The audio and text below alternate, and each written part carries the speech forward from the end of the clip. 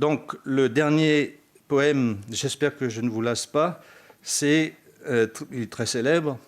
Évidemment, je ne vais pas le retrouver. Dans les Illuminations écrites, qui sont des poèmes, c'est même pas en prose, c'est merveilleux, enfin, c'est inexplicable, qui ont été écrites entre 1872 et 1875, à la fin de sa carrière courte, très brève de poète. Et voilà, ça y est, j'ai la page. Aube. J'ai embrassé l'aube d'été. Rien ne bougeait encore au front des palais. L'eau était morte. Les camps d'ombre ne quittaient pas la route du bois. J'ai marché, réveillant les haleines vives et tièdes, les pierreries regardèrent et les ailes se levèrent sans bruit. La première entreprise fut, dans le sentier déjà empli de frais et blêmes éclats, une fleur qui me dit son nom. Je ris au vaserval blond qui s'échevela à travers les sapins. À la cime argentée, je reconnus la déesse. Alors, je levai un à un les voiles dans l'allée en agitant les bras par la plaine où je les dénonçais au coq. À la Grand'Ville, elle fuyait parmi les clochers et les dômes, et courant comme un mendiant sur les quais de marbre, je la chassais. En haut de la route, près d'un bois de laurier, je l'ai entourée avec ses voiles amassées, et j'ai senti un peu son immense corps. L'aube et l'enfant tombèrent au bas du bois. Au réveil, il était midi. Voilà, j'ai le grand plaisir, au nom de mes confrères et de toute l'équipe des étudiants volontaires qui m'accompagnent et qui m'aident techniquement de manière très efficace, dirigé par mon assistant actuel pour le séminaire, M. Romain Denimal en Master 1. J'ai l'honneur de recevoir Mme Cécile Bost, qui est, alors, voilà, diplômée de l'Institut d'études politiques de Paris, Sciences Po Paris, et spécialiste du développement, qui était ou qui reste spécialiste du développement économique et de l'aménagement du territoire à Marseille. Je dis qui était et qui reste parce qu'elle est aussi autre chose maintenant, chercheur pair dans le laboratoire de santé publique du professeur Auquier, équipe de recherche 3279 de l'hôpital Latimone à Marseille, mais surtout elle est écrivain célèbre et blogueuse sur le surdon adulte. Alors, l'adresse de votre IP, de votre site, de votre blog, c'est www.talentdifférents tout collé au singulier.com à Marseille. Alors, elle est l'auteur de plusieurs articles et ouvrages. Alors, j'en cite le premier, c'est Différences et souffrances de l'adulte surdoué, qui est très surprenant. Et puis, très surprenant avec bonheur. Et le deuxième qui vient de paraître cette année s'appelle « Surdoué, s'intégrer et s'épanouir dans le monde du travail ». Alors, je suis en train de terminer la lecture de cet ouvrage. Moi, je prends énormément de plaisir, mais aussi d'intérêt, parce que c'est vraiment très intéressant, puisque l'auteur est non seulement psychologue et voit les choses de l'extérieur sur un thème qui a l'air très connu mais qui ne l'est pas. Les surdoués, c'est un stéréotype le plus souvent. On ne sait pas trop ce que c'est, ça fait peur, c'est effrayant. Et en même temps, c'est rejeté, ou on est complexé quand on entend ça, ou gêné quand on l'est. C'est pas simple, et en même temps, elle l'aborde d'une manière intérieure, puisqu'elle-même est reconnue comme personne à haut potentiel, haut quotient intellectuel. Enfin, il y a plusieurs expressions. Bah, vous voyez, même vous avez du mal à l'assumer. Voilà. Donc, c'est quelque chose c'est un thème qui est très important, je pense, dans la société actuelle, et c'est vraiment une des dernières, des derniers champs de recherche dans ce domaine qui me paraît abandonné, oublié, laissé de côté. On s'y intéresse de plus en plus, et donc j'ai contacté Madame Cécile Bost, et de manière un peu improvisée comme ça, on ne se connaissait pas, et elle a tout de suite dit oui. Donc je suis très fier de sa présence aujourd'hui. Elle vient de loin. Alors je la remercie, puis je lui laisse la parole. Merci à vous. Voilà. Bon, alors, quelques précisions, effectivement. J'ai longtemps été spécialiste du développement économique, mais passionnée par l'archéologie. Jadis, je voulais être archéologue. Je me suis un jour posé des questions. J'ai découvert par hasard, parce que comme beaucoup de parents qui ont un enfant très turbulent à l'école, j'ai entendu parler de la notion de surdon.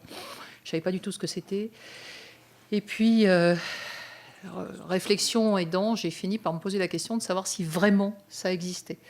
Je n'aime pas croire sans avoir touché. Donc j'avais besoin de vérifier que ça existait.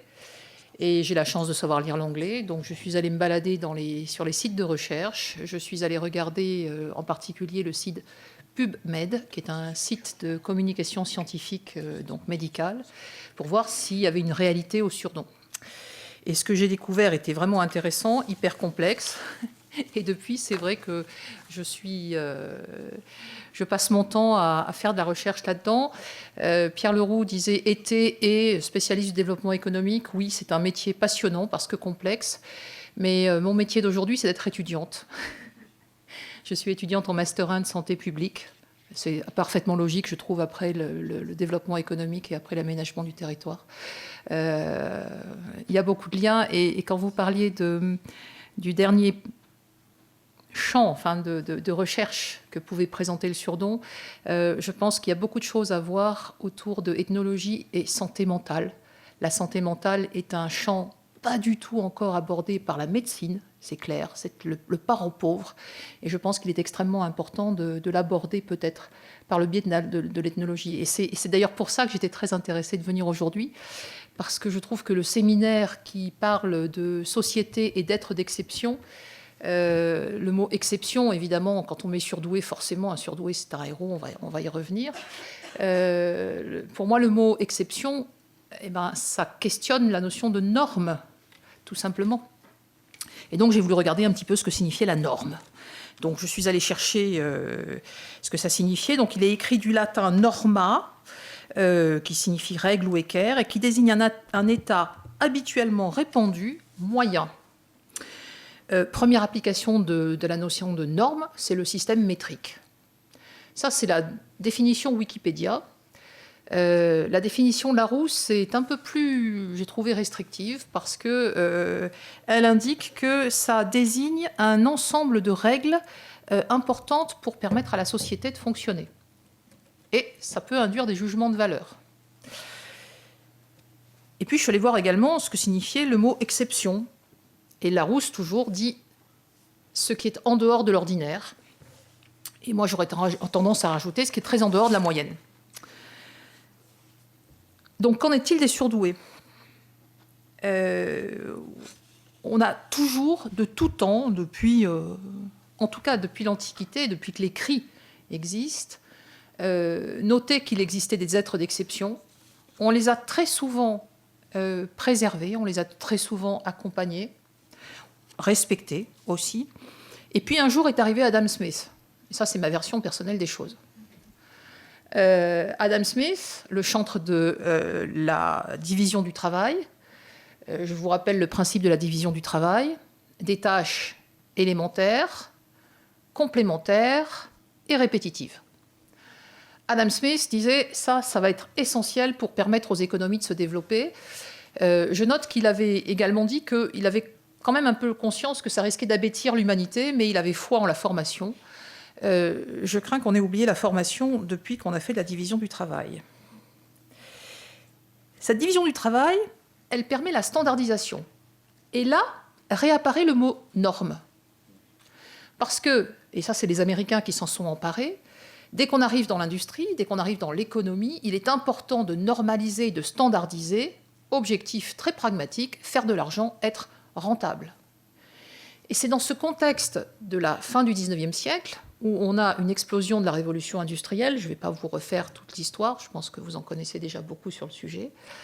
C'est dans ce contexte de la fin du XIXe siècle, où il faut être rentable, où il faut pouvoir produire des personnes qui vont être aptes à pouvoir nourrir la machine économique, qu'apparaît un monsieur qui s'appelle Binet. L'éducation nationale est inquiète parce qu'elle se rend compte qu'il y a un certain nombre d'élèves qui ont peut-être du mal à suivre pour se mettre à niveau, pour pouvoir devenir les bons ouvriers de cette révolution industrielle qui a démarré. Donc on demande à Binet de bien vouloir élaborer des tests qui vont identifier ces enfants qui sont en retard pour qu'on puisse déterminer comment faire pour les aider à avancer. Et Binet fait une drôle de découverte. Binet se rend compte que, oui, bien sûr, il y a des enfants qui sont attardés, mais il y a aussi des enfants qui marchent plus vite que les autres, qui sont plus intelligents que les autres. C'est comme ça que c'est résumé. Je précise que Binet disait « l'intelligence, c'est ce que mesurent mes tests ». Gardez bien ça en tête, parce que ça veut dire qu'on introduit une notion de référentiel culturel, peut-être même de normes. Je pense que c'est important de s'en souvenir. Donc, les tests de Binet sont étalonnés. Grosso modo, tous les enfants fonctionnent au même âge, répondent aux mêmes questions, à peu près la même culture, le même vocabulaire. Certains, on va les tester, ont 10 ans et ils répondent ont 8 ans, pardon, et puis répondent à des questions et ont un référentiel d'enfants de 10 ans. Alors, c'est très simple. On se rend compte, c'est comme ça qu'on arrive ensuite. Alors, je vais faire 12 par rapport à 10, ça sera plus simple. Un enfant de 10 ans qui a le référentiel d'un enfant de 12 ans, eh bien, ça veut dire qu'il est 20% en avance par rapport à sa catégorie. Et c'est comme ça que commencent à naître les tests. Et vous le savez, la notion de loi normale, la courbe en cloche, qui permet de catégoriser les personnes. On va avoir grosso modo un ventre de la cloche qui va réunir 70% des gens entre 95 et 110, de l'intelligence parfaitement normale. Au-dessous de 95 commence ce qu'on appelle le retard mental, et au-dessus de 110, on a ce qu'on appelle une intelligence très élevée, et puis au-dessus de 130, intervalle standard, déviation standard, c'est-à-dire 2 déviations standards par rapport au 100, qui est la moyenne constatée. Apparaissent donc ces enfants avec un potentiel beaucoup plus important que ce qu'on pouvait apparaître. Cette population représente grosso modo 2,5% de la population en général, selon la loi dite normale, c'est-à-dire que ce ne sont que des statistiques, ce ne sont que des hypothèses, mais c'est là-dessus qu'on fonctionne. Ne comptez pas sur moi pour vous donner la définition d'un surdoué, il n'y en a pas. Ne comptez pas sur moi non plus pour vous donner la définition d'intelligence, il n'y en a pas non plus. C'est pour ça que je dis, Binet disait, l'intelligence, c'est ce que mes tests étudient. Voilà, il n'y a pas plus. On a un certain nombre, j'avais regardé, on a une dizaine de personnes qui se sont pensées sur la notion d'intelligence. Personne n'est d'accord. Quant au mot surdoué, je l'ai choisi parce qu'il est volontairement et pas du tout politiquement correct. Je mets les pieds dans le plat, voilà, carrément. Certains préféreront haut potentiel. C'est beaucoup plus politiquement correct. À mes yeux, haut potentiel, ça veut dire que le potentiel est là, mais qu'est-ce que ça va devenir? Certains préfèrent haut quotient intellectuel. Bon, on se réfère à Binet et ses successeurs, Wechsler, Cattell et autres. C'est le côté intellectuel qui me semble être très réducteur. Certains vont parler de zèbre aussi. C'est très à la mode parce que ça permet de pas en parler, de pas trop se révéler. Puis c'est sympathique, un zèbre, paraît-il. Je trouve que 100 ans auparavant, Andersen, avec son vilain petit canard et son cygne, a fait des choses plutôt intéressantes en matière de métaphore. Mais peut-être que dire « tiens, un drôle de canard », c'est moins rigolo que de dire « tiens, un drôle de zèbre ». Voilà. Bon, pas de définition du surdon, pas de définition de l'intelligence, et pourtant il y a des surdoués. Ça, c'est quand même étonnant. D'où l'importance d'aller regarder un petit peu ce qui se passe dans le cerveau. Si on veut essayer d'identifier un surdoué, on va y revenir. Il n'y a pas de... C'est pour ça que par rapport à la norme, ça me semble intéressant. Il n'y a pas de profil vraiment type. On a un continuum. Couper un cerveau en lamelles. Les ex-soviétiques étaient très forts là-dedans. Il y a un musée du cerveau à Moscou. Couper un cerveau en lamelles, aucun cerveau ne ressemble à un autre. Donc on a un continuum. Au passage, le cerveau d'Einstein a été découpé en 242 morceaux qui sont toujours étudiés. On se rend compte d'une chose, c'est que oui, être surdoué, ça signifie avoir plus de 130 dans un test, mais on se rend compte aussi que s'il y a une part d'inné, on va y revenir, l'acquis est très important. C'est-à-dire que oui, bien sûr les neurones, oui, bien sûr le cerveau, mais également l'histoire de la personne. C'est le grand classique, mieux vaut naître riche et en bonne santé que pauvre et malade. C'est aussi valable pour une personnalité surdouée. Et puis, ça questionne aussi la notion d'intelligence. Je le répète, l'intelligence telle qu'elle a été mise en avant, telle qu'on en parle dans les surdoués, c'est une intelligence très très particulière. C'est cette intelligence qui permet de s'adapter à un référentiel d'une culture particulière dans laquelle tout ce qui est logico-mathématique est mis en avant. Pour vous, ethnologues, qui vous intéressez à autre chose qu'aux sociétés occidentales, vous avez entendu, on parlait de poésie, vous avez entendu parler de l'importance de l'imaginaire, les chamans, la relation avec le reste du monde, d'autres mondes, la danse. Tout ça n'est pas pris en compte dans les tests d'intelligence. Est-ce que donc un chaman peut ne pas être surdoué? Il ne l'est sûrement pas, puisqu'il n'aura jamais pu passer le test. Une chose est sûre, c'est que c'est à vie. C'est-à-dire que précoce un jour, précoce toujours. Et j'utilise le mot précoce parce que ça fait aussi partie des terminologies qu'on emploie. Un enfant peut être précoce, mais de vous à moi, est-ce qu'un adulte est précoce? J'ai un petit dessin merveilleux, il faudrait que je vous l'envoie, c'est où on voit une dame très fière qui montre son fils, qui dit « Oh, il est précoce, il a 39 ans et il lit des livres qui sont destinés à des gens de 42 ans. » Bon. Vieillard précoce, en revanche, ça peut être intéressant.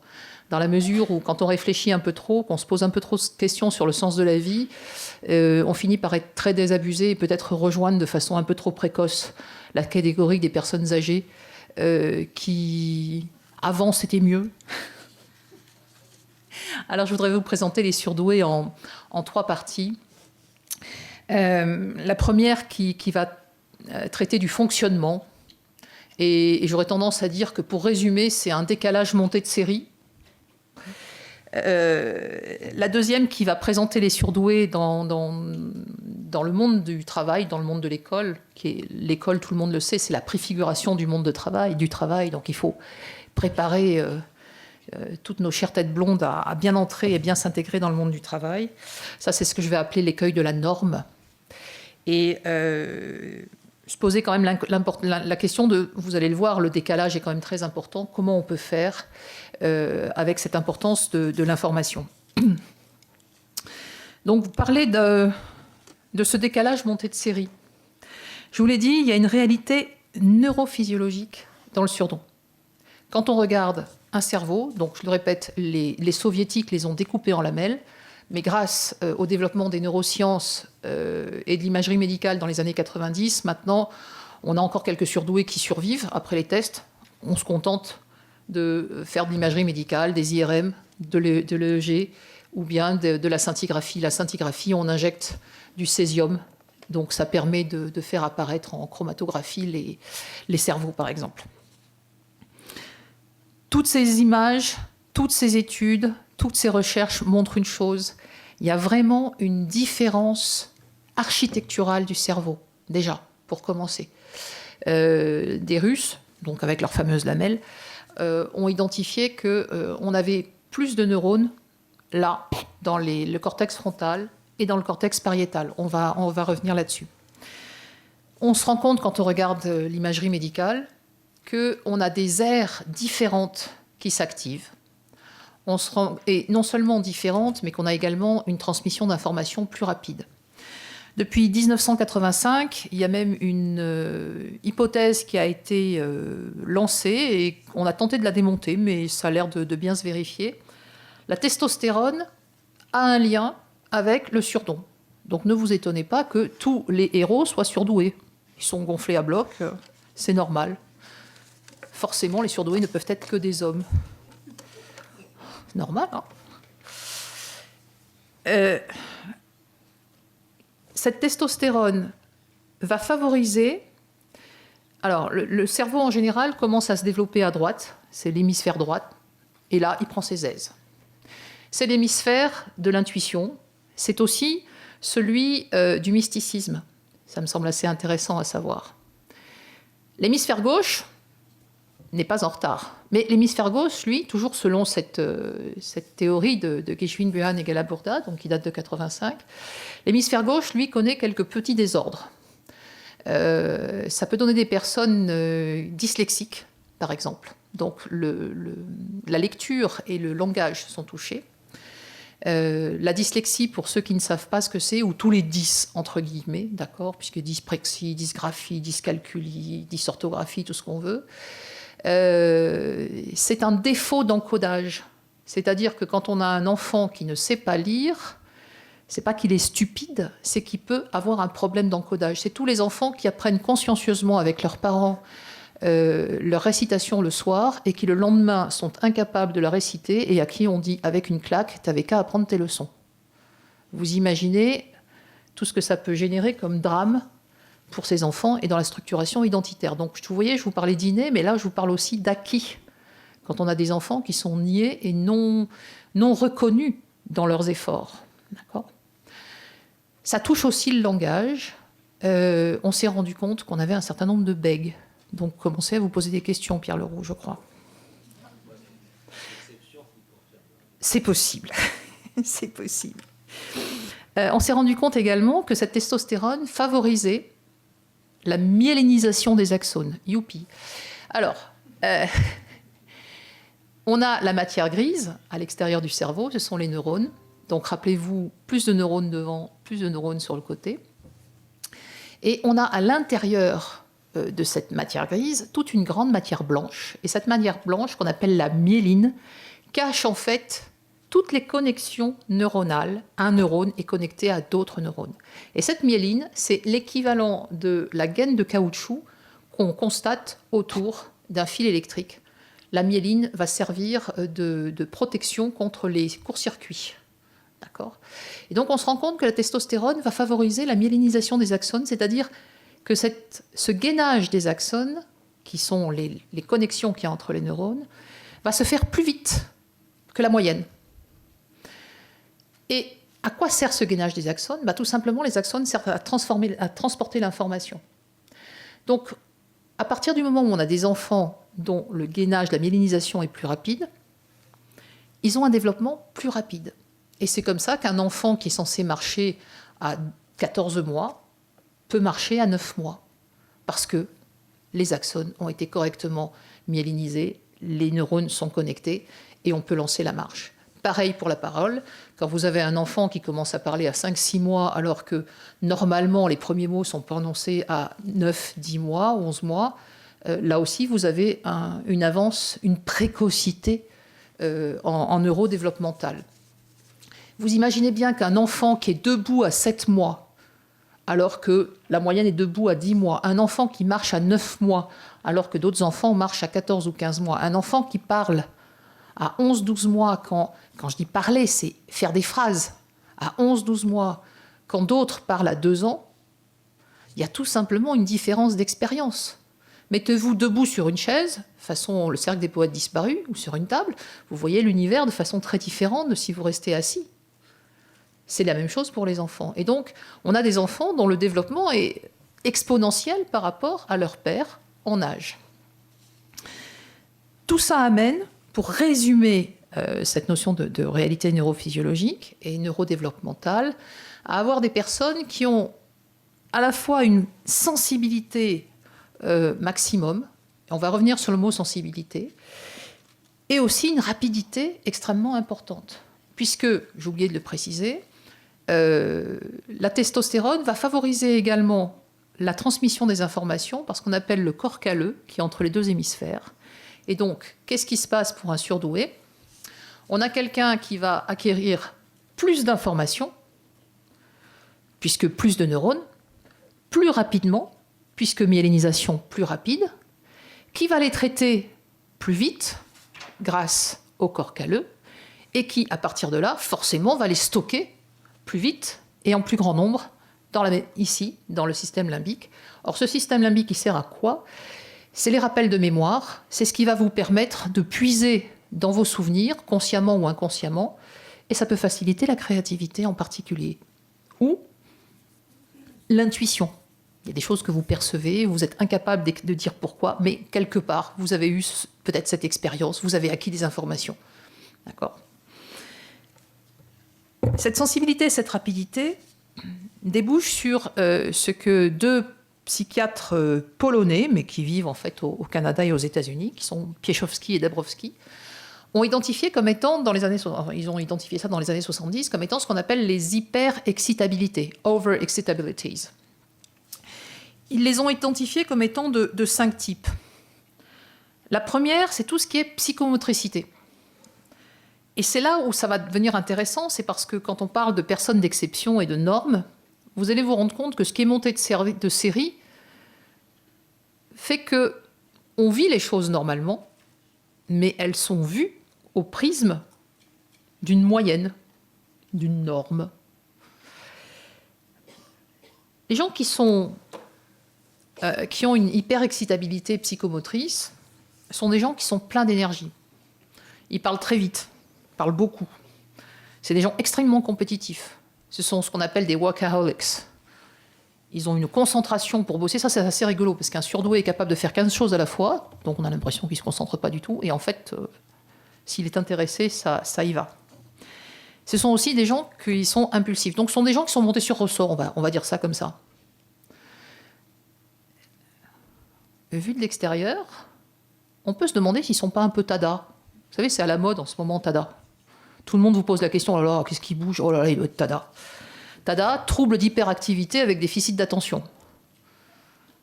Aller chercher un surdoué avec un déficit d'attention, c'est un peu compliqué. Bon, hyperactivité, ça, psychomotricité, je suis d'accord. Mais déficit d'attention, c'est qu'il y a juste il a dû faire attention à autre chose à ce moment-là.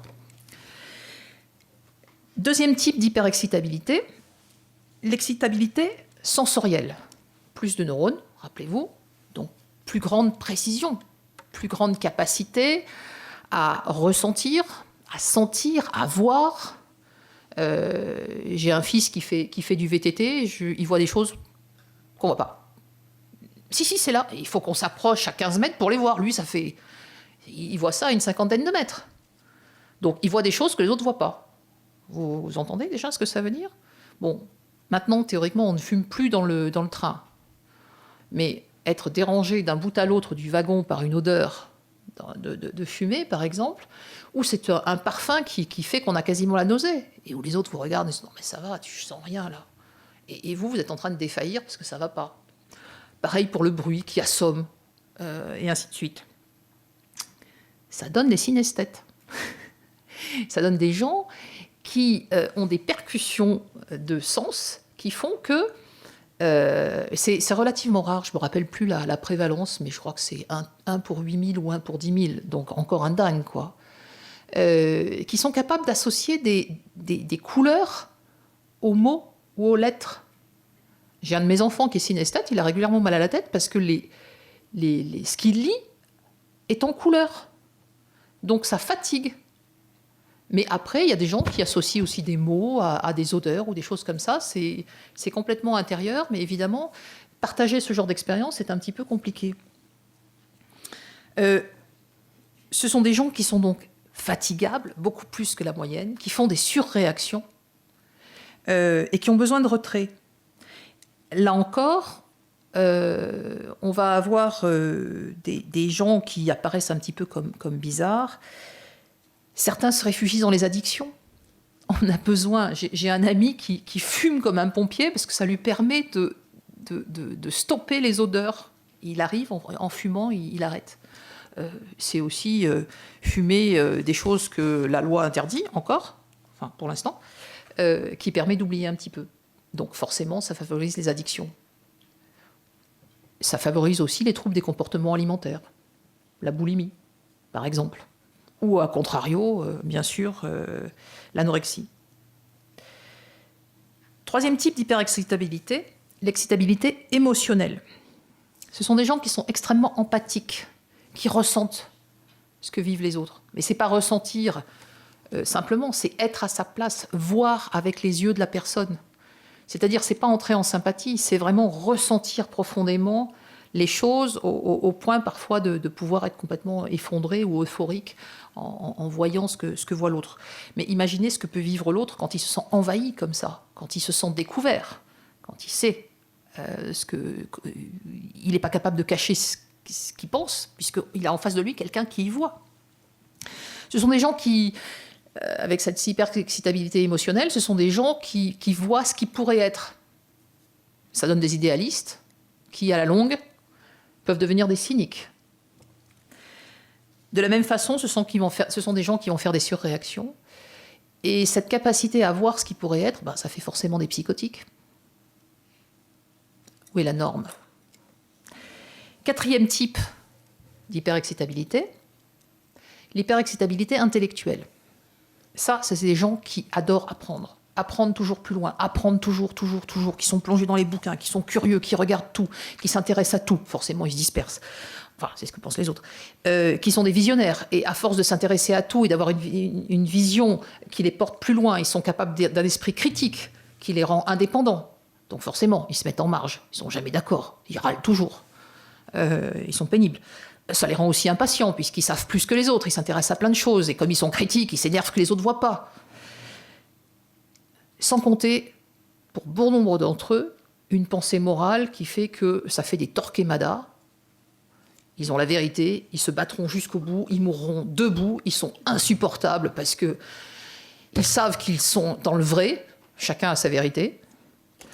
Alors, chez certains, ça explose, chez d'autres, c'est complètement intériorisé, et cela, forcément, ça fait des Asperger. Normal.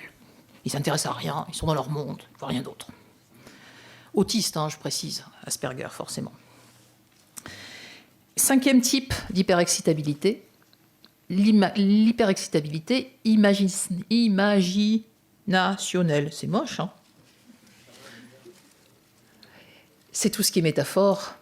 La vie est un long voyage. C'est aussi la synesthésie qui permet ce genre de métaphore. C'est des analogies.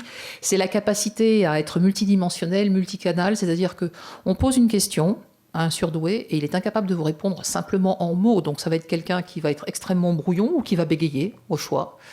Qui va voir des codes, des images dans l'ancien temps, dans le futur, ailleurs, ici, maintenant, quelqu'un. Comment voulez-vous arriver à transformer là, sur l'instant, cet afflux de données multicanal?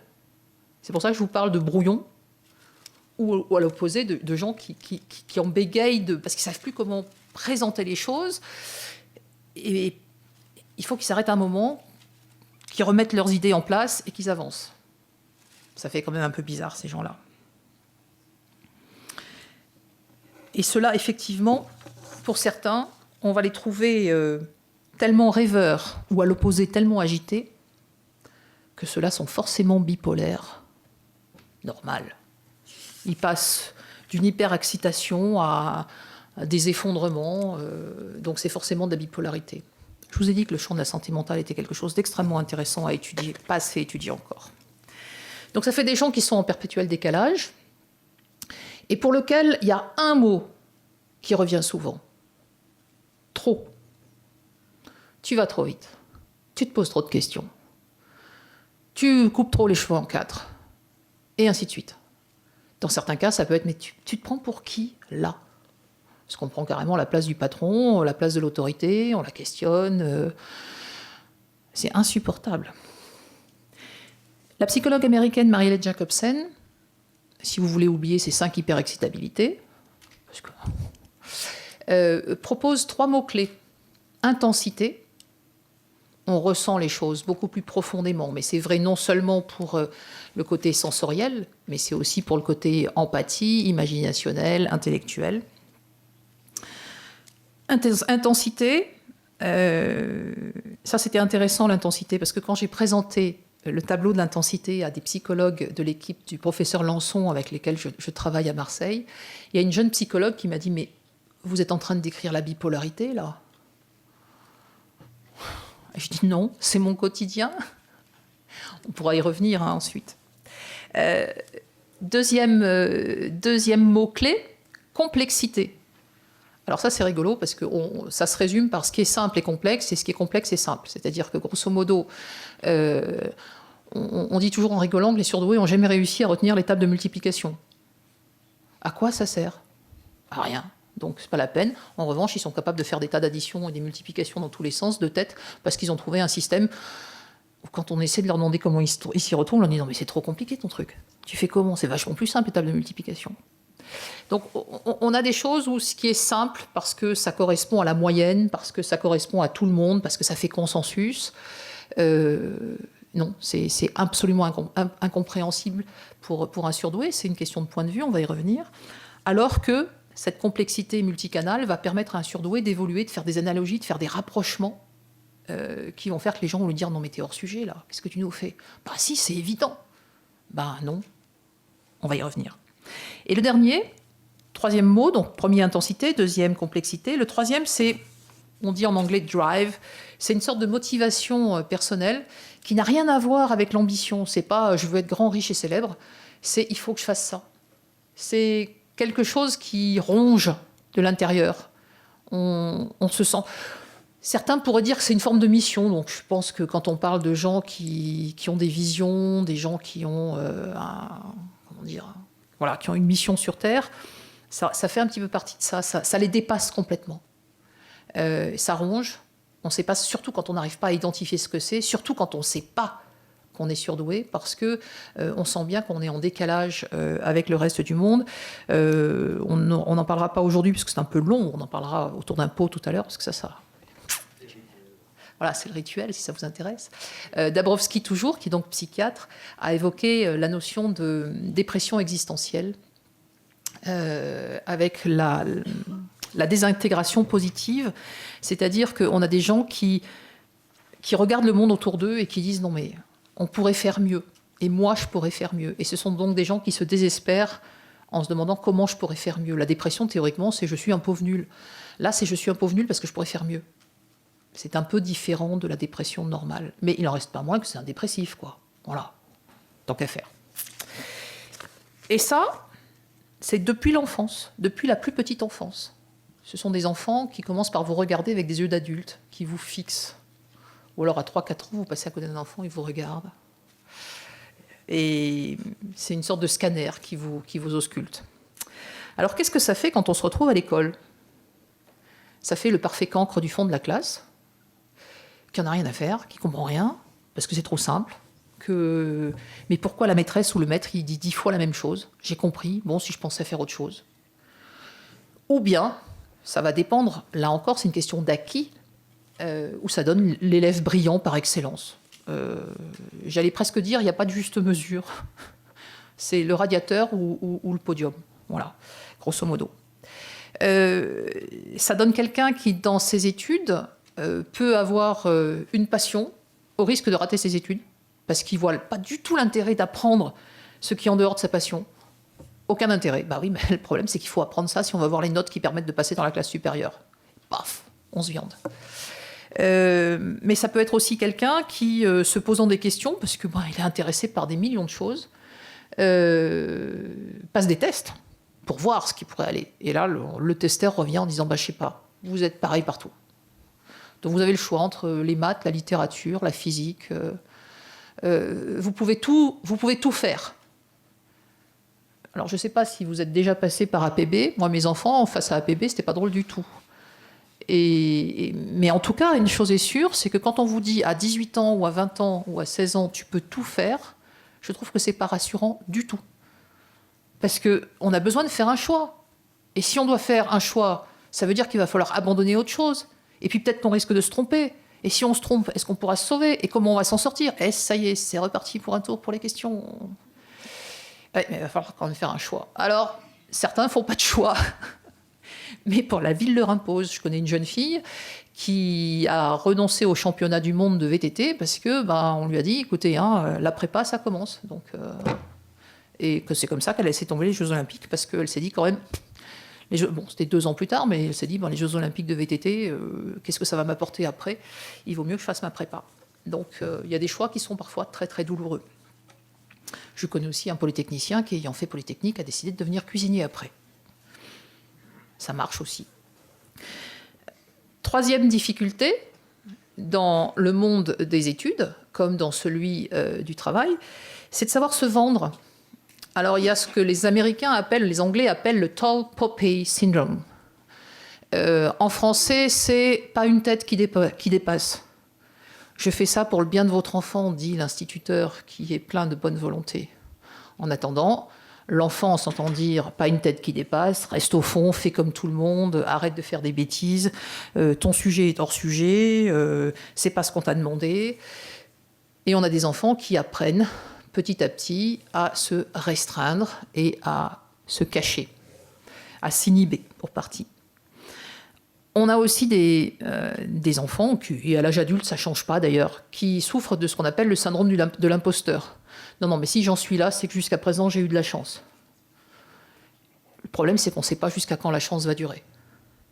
Le problème aussi, c'est que ce n'est pas de la chance du tout. C'est qu'on a quand même bossé pour y être. Mais on n'est pas capable de voir ses propres qualités.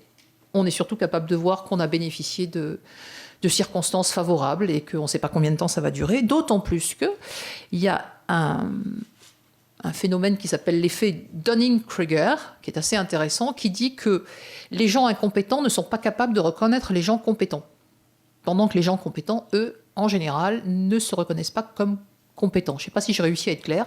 Donc les gens compétents ne se reconnaissent pas compétents et les incompétents se reconnaissent compétents. Voilà. Donc en clair, on voit tout ce qu'on ne sait pas faire quand on est surdoué, mais surtout pas ce qu'on sait faire, pendant que les autres avancent parce qu'ils font le 10e, mais eux savent le mettre en avant. Vous savez, c'est oh, « T'as vu, chef, j'ai tiré un beau trait bleu. Puis c'est bien, j'ai bien écrit. » Alors vous êtes en train, vous avez fini le bouquin, vous avez tout écrit, vous avez révolutionné, on va dire, l'ethnologie au hasard, mais vous n'avez pas tiré le trait bleu. Et donc à partir de là, on vous en veut un peu. Ça vous parle ? Ah, ça me plaît bien ça. Dans le monde du travail, le malentendu va continuer quand les enfants arrivent dans le monde du travail. Alors actuellement, le débat fait rage chez tous les spécialistes du surdon parce qu'il y a un chiffre qui sort grosso modo qu'un tiers des surdoués réussissent brillamment. Il y en a quand même, hein, il ne faut quand même pas exagérer. Un tiers est en échec scolaire total et un tiers s'en sort grosso modo. Bon, on va dire qu'un tiers s'en sort brillamment parce qu'ils ont les bons codes. Un tiers s'en sort moyennement parce que bon, bah, voilà, ils n'ont pas trop forcé, que ça va grosso modo. Un tiers s'en sort pas du tout parce que, ben, je le répète, l'acquis est extrêmement important et je ne parle pas seulement des enfants défavorisés parce que ça c'est un vrai problème. L'école qui se veut totalement inégalitaire n'est pas du tout équitable. Il faut être capable de donner aux enfants à chacun selon ses besoins et pas la même chose pour tout le monde. Et donc un enfant surdoué venant d'un endroit défavorisé n'aura pas l'argent pour pouvoir faire plein de choses, il risque de se retrouver... J'en ai rencontré un à Toulouse récemment, quelqu'un qui est ouvrier chez Safran, 150 de QI. Alors 150, ne gardez pas le 150 comme étant plus. 150, ça signifie plutôt, je résume en disant, une capacité à avoir une aiguille à coudre dans le tas de foin, quand les autres ont beaucoup de peine à voir l'aiguille à tricoter qui s'y trouve aussi. Donc quand vous voyez l'aiguille à coudre dans le tas de foin et que vous engueulez les autres qui ne sont même pas capables de voir l'aiguille à tricoter, vous voyez le décalage que ça donne. Donc être ouvrier, c'est quelque chose qui est extrêmement compliqué. Être en bas de l'échelle, c'est extrêmement compliqué pour un certain nombre de personnes. Et là où ça devient intéressant, c'est quand on regarde les surdoués dans le monde du travail, qui est l'objet donc de mon deuxième bouquin. Là, c'est un vrai malentendu. Et ça, c'est vraiment intéressant. Enfin, je le dis en souriant, mais quand on le vit sans le savoir, c'est pas drôle du tout. Il y a des différences d'attente majeures entre les entreprises et les surdoués. Alors, d'abord, on a des entreprises qui sont des groupes sociaux. Tout le monde le sait. Un groupe social, pour pouvoir être protégé, il faut faire attention. Il y a des rôles bien déterminés. Chacun fait attention les uns aux autres. Moi, je parle toujours de la tribu de l'homme des cavernes, où chacun a un rôle bien précis pour pouvoir faire attention à ne pas se faire attaquer par le tigre à dents de sabre. Bien, donc tout le monde, on marche peut-être pas très vite, mais au moins on avance ensemble et on perd le moins de monde possible. Un surdoué qui arrive dans le monde du travail, lui, ce qu'il veut, c'est un job qui ait du sens. Donc, entre une entreprise qui attend que vous soyez capable de bosser en même temps que les autres, à la même vitesse que les autres, et d'être capable d'aller danser la danse du canard ou la chenille avec les autres, et un surdoué qui cherche un métier qui ait du sens, je crois qu'on n'est pas tout à fait sur la même longueur d'onde pour commencer. Ce qu'on note également, quand on fait passer des tests de personnalité, ça c'est assez extraordinaire. Alors, tout ce que je vous raconte, c'est pas sorti comme ça, c'est que je suis allée regarder, là encore, des études de psychologie sur le sujet. On a regardé, et c'est assez rigolo de voir ça. Il y a 2 grands tests de personnalité. Le premier qui s'appelle le MBTI, donc Myers-Briggs Test Inventory, qui classe les personnalités en 4 grandes bipolarités. Pas celle dont on a parlé tout à l'heure, hein, une autre. Vous êtes soit introverti, soit extraverti. Grosso modo, les extravertis se ressourcent au contact des autres, alors que les introvertis se ressourcent en étant seuls. Vous avez ceux qui sont, alors on dit sensing en anglais, donc ceux qui vont dont on pourrait résumer en disant les faits, rien que les faits, d'accord ? Face aux intuitifs, ça c'est le couple légendaire Sherlock Holmes, inspecteur Lestrade.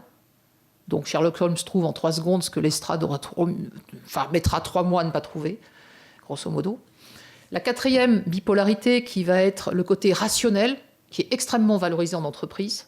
La dernière ligne de bas de bilan avant les employés. Je fais exprès d'être provocatrice, mais si on veut aller un peu vite, dans certains cas, je crois qu'il faut être caricatural, on n'a pas trop le choix, on pourra y revenir. Versus ceux qui vont dire, bah non, il faut penser aux gens, écoutez, non, laissons un peu tomber d'argent, ça c'est le côté feeling, d'accord ? Et le dernier, où je résume aussi, qui est soit judging, qui est très organisé, ou perceiving, qui est plutôt la personne qui s'adapte. Alors, judging, perceiving, c'est soit judging, lundi c'est ravioli, mardi c'est blanquette de veau, et puis ça change toutes les semaines, on y revient. Ou perceiving, c'est j'ai faim, qu'est-ce qu'il y a dans le frigo ? Il n'y a rien, c'est pas grave, je vais aller me faire un wrap quelque part dehors, puis finalement, non, je ferai autre chose. 30%, alors il y a, si vous faites 4 x 4, ça fait 16. Donc il y a 16 types de personnalités qu'on va retrouver en général dans la société et en entreprise. Le type le plus valorisé qu'on retrouve le plus souvent en entreprise, c'est ESTJ, c'est-à-dire que c'est une personne qui est extravertie. Il faut forcément être extraverti pour aller danser la chenille et la danse des canards. Sans d'effet, rien que d'effet, donc on regarde, que font les autres, où est-ce qu'on en est. Rationnel, la dernière ligne de bas de bilan d'abord, et lundi c'est ravioli, J. Le couple SJ, S pour sensing et J pour judging, donc Lestrade ravioli, on va dire ça comme ça, est celui qu'on trouve le plus souvent. Et en face, les surdoués, ils sont NP. Rien à voir. Donc ils sont totalement intuitifs, et ça on s'est rendu compte, les chercheurs sont d'accord pour dire qu'on peut passer de l'introversion à l'extraversion ou réciproquement. On peut apprendre à faire lundi c'est ravioli, en n'ayant rien dans son frigo, on peut apprendre. Mais il est impossible d'apprendre à être intuitif. Donc c'est quelque chose qui relève de l'inné. D'accord ? Et donc on va trouver beaucoup... les surdoués sont NP. Déjà, ça commence mal. Et on trouve pas mal de surdoués qui sont I, introvertis.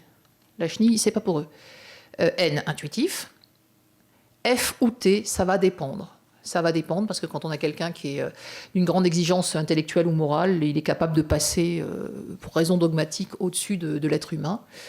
Ou au contraire, totalement empathique. Et à ce moment-là, c'est le F de feeling qui l'emporte. Et très souvent, P, perceiving. Donc on a vraiment des personnalités opposées. Il y a un autre test, qui est le test qu'on appelle Big Five ou Océan. Et là aussi, c'est assez flagrant. Océan. O pour ouverture d'esprit. C pour conscienciosité. E pour extraversion. A pour amabilité. N pour névrosisme. Excusez-moi, c'est pas moi qui le dis comme ça. Hein. Que cherchent les entreprises ? Les entreprises cherchent d'abord et avant tout des gens qui soient aimables et consciencieux et extravertis. Alors pourquoi consciencieux ? Alors aimable pour travailler ensemble, extraverti parce que c'est quand même mieux de pouvoir se ressourcer au contact des autres et être bien ensemble, cohésion d'équipe. Et pourquoi consciencieux ? Parce que les études montrent qu'on fait plus confiance à quelqu'un qui est consciencieux, on le pense fiable. Alors c'est quoi être consciencieux pour une entreprise ? C'est arriver le matin à 8h et ressortir le soir à 5h. Voire plus s'il y a affinité, 8h, 9h, 10h, 11h, enfin bon, là, travailler le samedi, travailler chez soi, et ainsi de suite. Conscienciosité, consciencieux, ça ne signifie pas résultat. Ça ne signifie pas efficacité. Ça signifie qu'on est prêt à dévouer une partie de sa vie à l'entreprise. Donc imaginez un surdoué qui arrive, qui dit « Ouais, non mais ça c'est simple, ça, je vous le fais, tac, tac, tac, tac, 1 heure, et puis qui repart faire autre chose. » Non mais celui-là, c'est quoi ça? Il n'est pas fiable, il n'est pas consciencieux. Le problème des surdoués, c'est que quand on va les tester, ils sont plutôt ouverture d'esprit, ce que ne demande pas du tout l'entreprise, et pas du tout aimables. Voilà, on les trouve très souvent assez porc-épics. Bah, évidemment, ils ne veulent pas danser la chenille, franchement. Ce qui est assez intéressant, c'est qu'il y a un sociologue suédois qui s'appelle Roland Persson, P-E-R-2-S-O-N, qui a fait un papier sur l'utilité sociale du surdoué. Il a identifié 3 portraits de surdoués. Le premier, c'est le nerd, N-E-R-D. Alors, ne croyez pas que ce soit Sheldon Cooper, c'est pas vraiment ça. Hein. C'est plutôt celui qui va contribuer à maintenir l'homéostasie sociale à travers le monde. Les riches restent riches et les pauvres restent pauvres. Et les cochons seront bien gardés. Et là, on va typiquement trouver des gens comme Richard Branson ou Xavier Niel, par exemple. Le deuxième type de surdoué utile pour la société, c'est le héros. Alors, c'est celui qui est là quand il faut sauver le monde. Typiquement, on a De Gaulle, quand même. Ou c'est celui qui permet d'oublier un petit peu qui on est. Alors là, on va mettre, je sais pas, Ronaldo, Angelina Jolie, enfin bon, des gens comme ça, quoi. Bon, sachant que je ne sais pas si Ronaldo est surdoué ou non, mais bon, c'est pour vous donner un petit peu une idée. Non, peut-être Cantona, avec ses haïkus. Ouais, parce que je ne sais pas si vous savez, mais Eric Cantona est capable de faire des haïkus. Pardon ? Et il est porc-épic, oui. Donc il fait des haïkus, il est porc-épic. Ouais, Cantona, voilà, Cantona par exemple. Donc ça, c'est un héros. En plus, ouais, il n'est pas mauvais. Et puis après, le troisième type de surdoué, dont l'utilité sociale est parfaitement contestable, c'est le réformateur.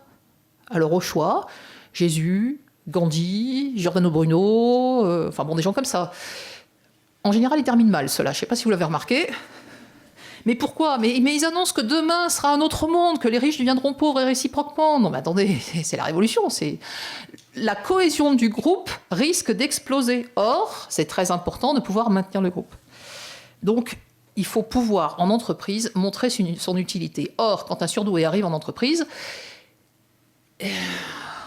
et pourquoi pas ? Non, mais rentrez dans le rang, faites comme on vous dit. Et pourquoi ? Compliqué, ça. Ça, c'est les premiers malentendus.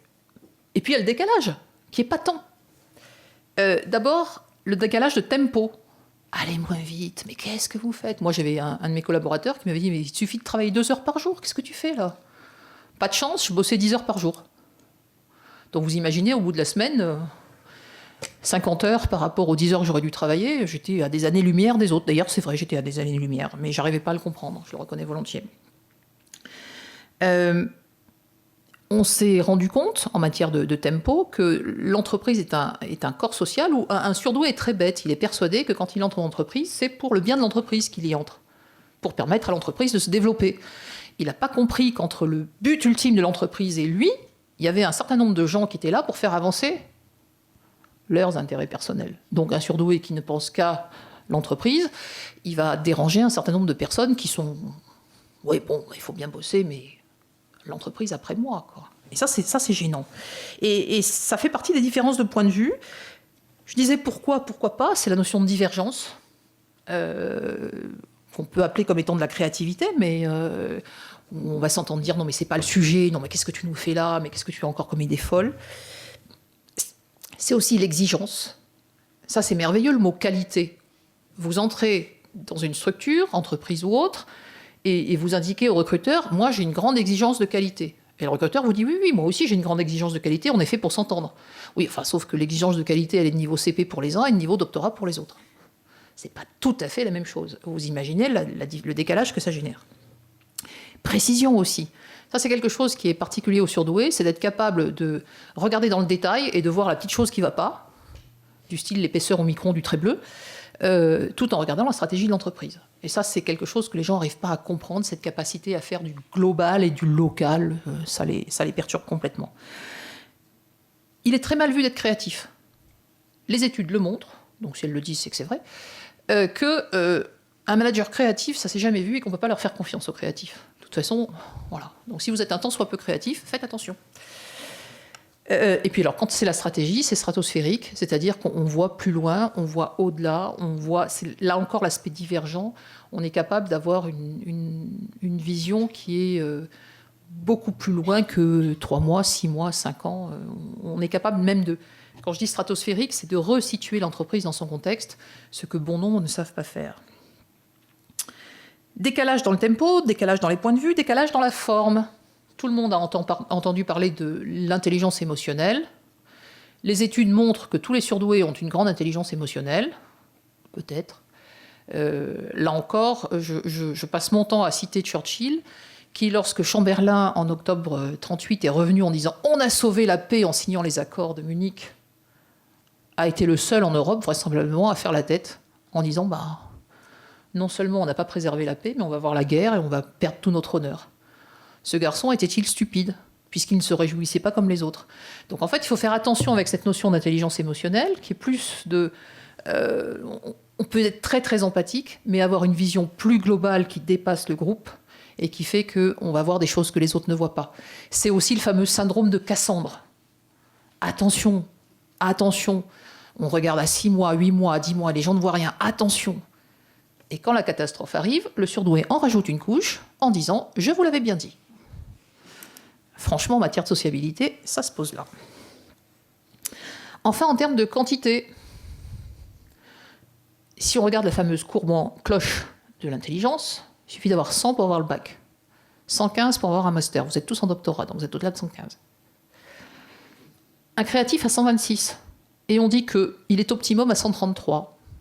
Il y a encore une étude qui vient de sortir à l'école de Lausanne qui indique qu'au-delà de 133, renoncez à faire quelque chose de votre vie. J'exagère un tout petit peu en disant ça.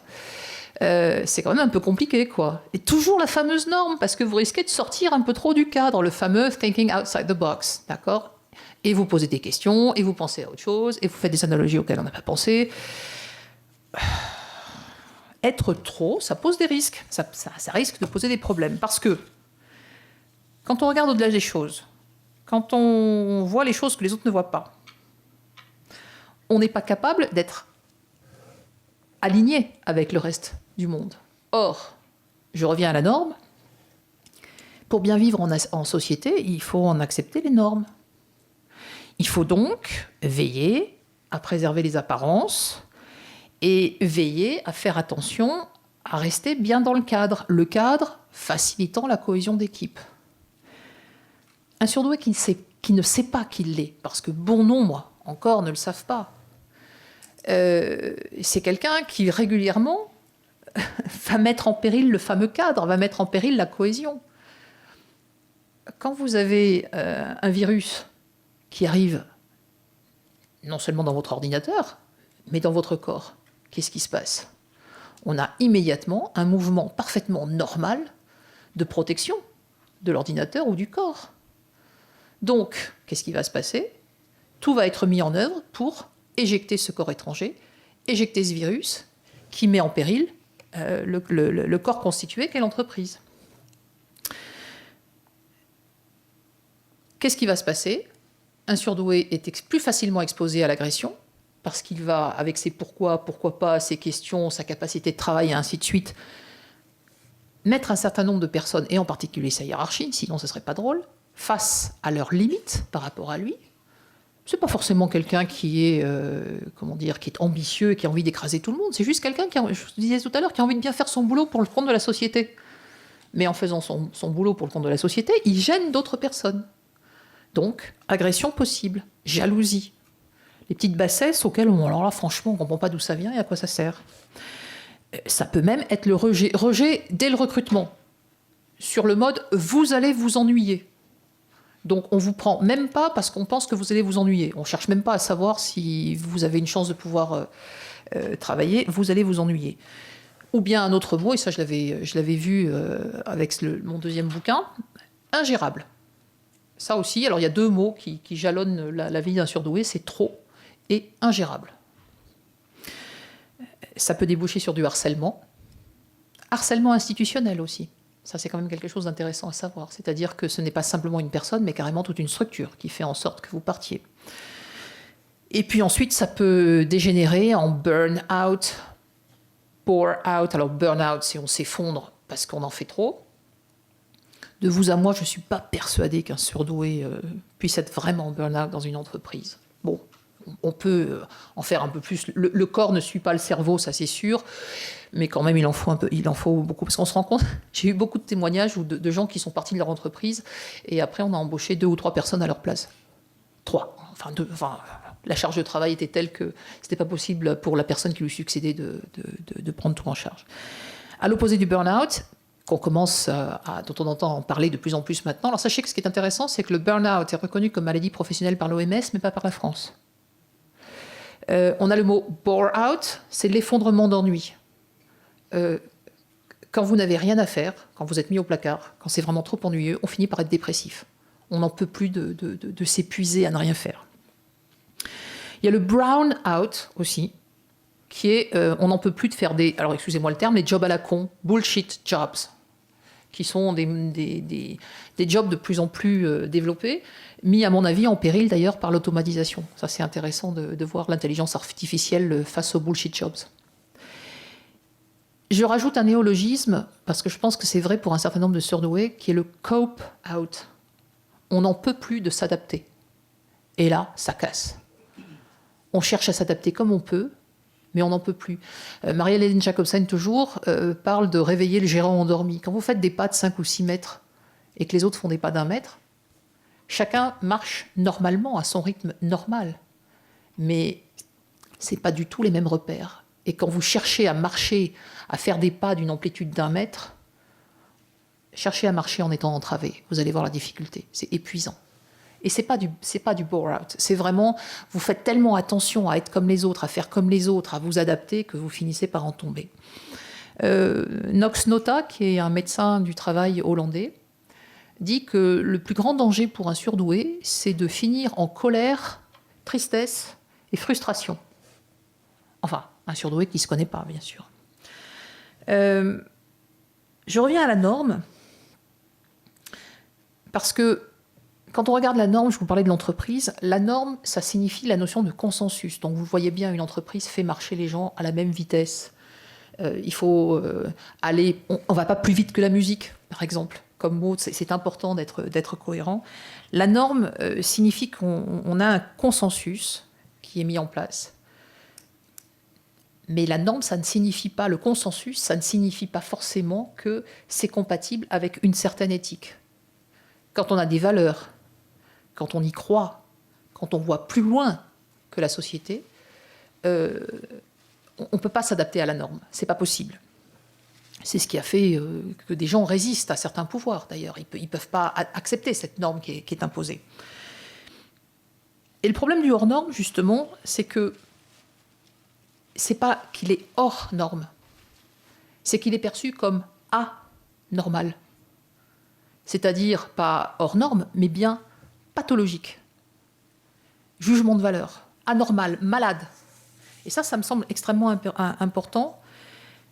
Je vous rappelle donc ce que peut être un être d'exception, en dehors de l'ordinaire, ou en dehors de la moyenne selon le Larousse. Et à mon avis, les surdoués questionnent la culture de la norme, justement. Et je trouve que les surdoués sont très à la mode.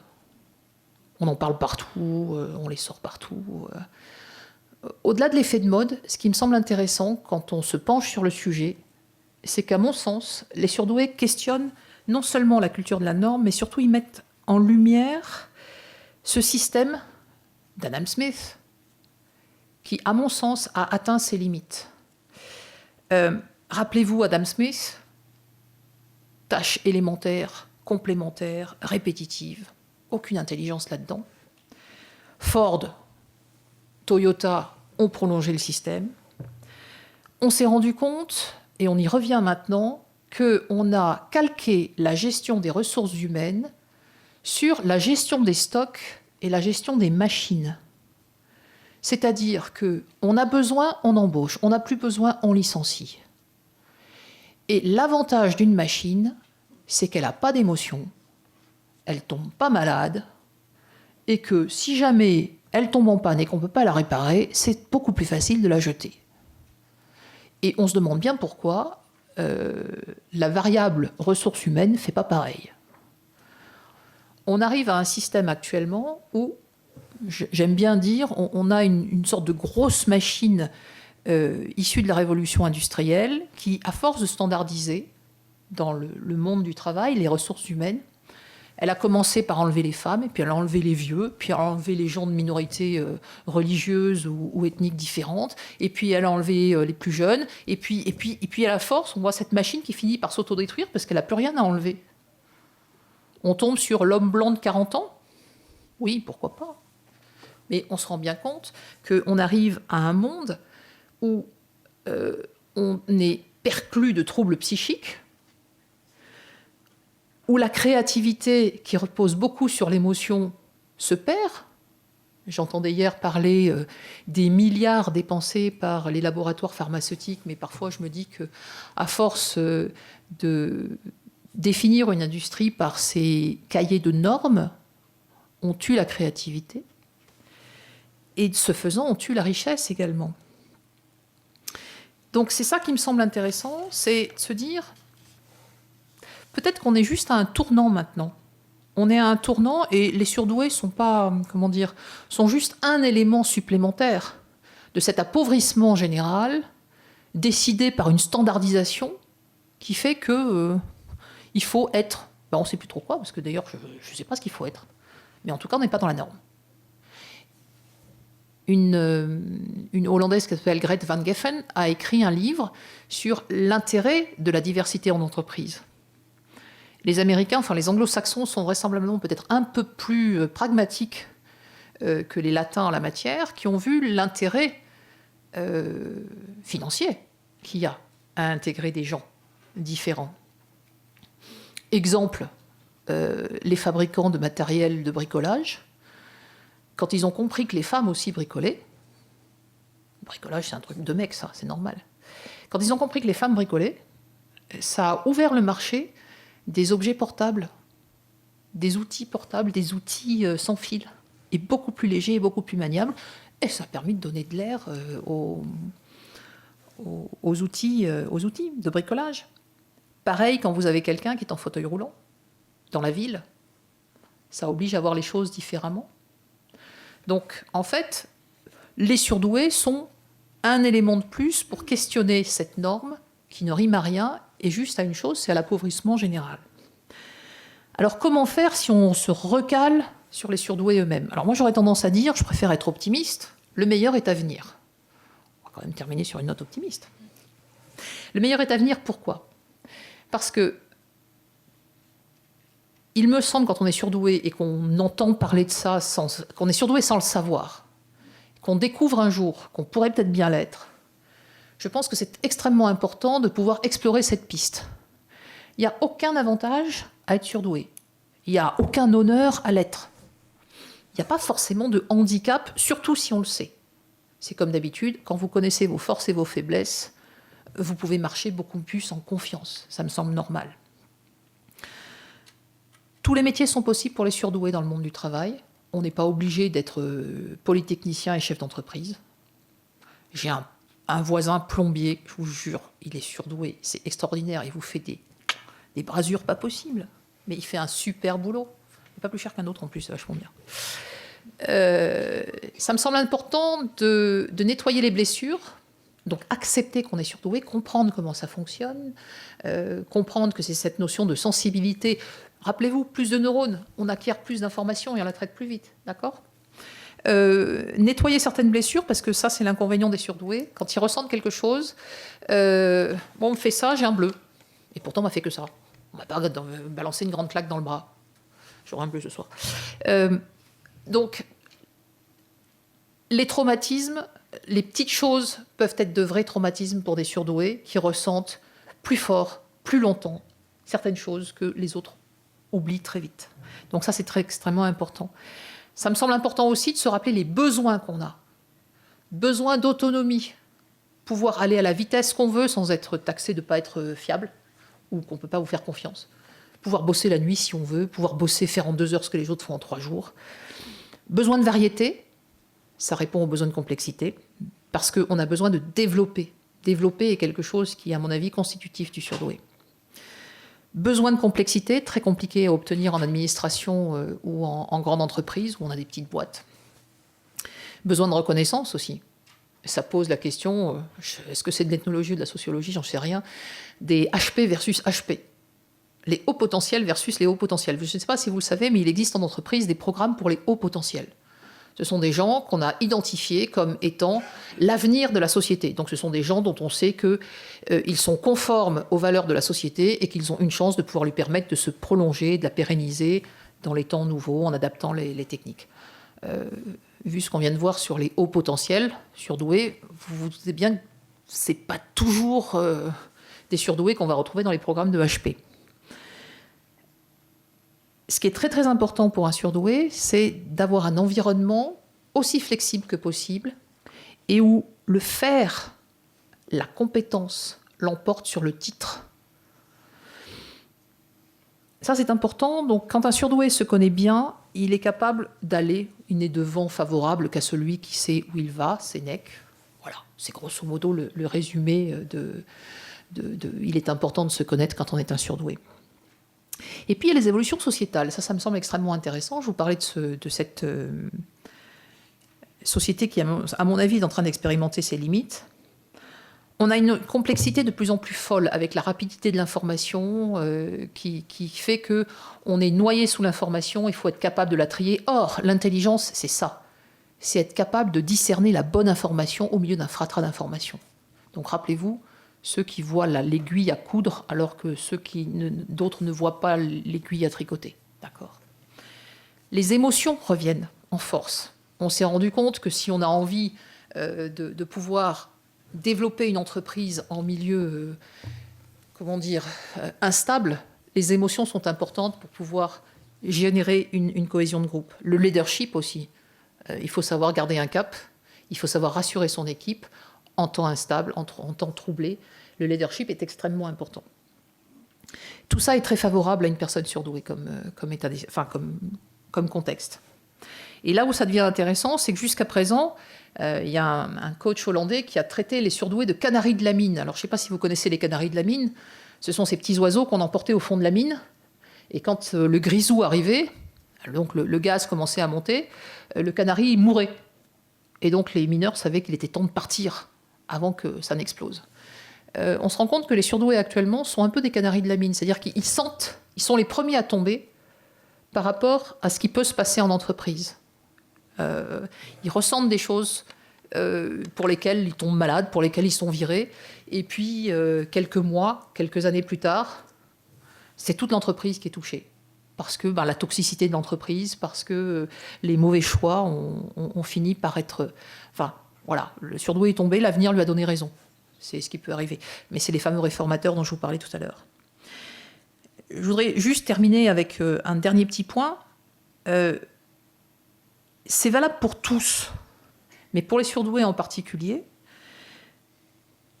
J'aime bien cette petite phrase qui est de dire ce n'est pas tant vos aptitudes qui sont importantes, mais c'est votre attitude qui est importante pour déterminer votre altitude en entreprise.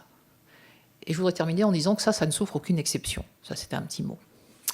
Alors ça, c'est ma première conclusion. La deuxième, c'est que je voudrais faire un petit côté question pour un champion. Pour savoir si vous avez suivi. Il est connu pour son ironie mordante. Et à ceux qui lui reprochaient le caractère dispersé de ses recherches, il répondait « Mais non, au contraire, je rassemble ». Rien que ça signe quelqu'un qui est surdoué.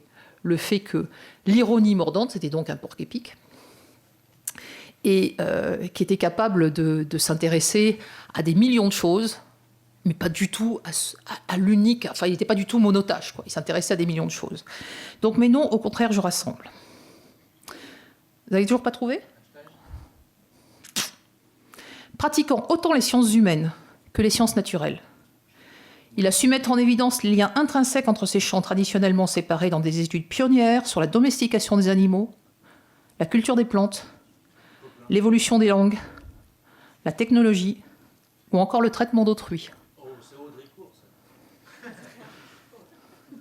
Alors, je laisse Pierre Leroux, à l'occasion, vous parler de quelqu'un qui était sûrement surdoué et à qui je vous suggère de vous référer pour la suite de vos études. Merci.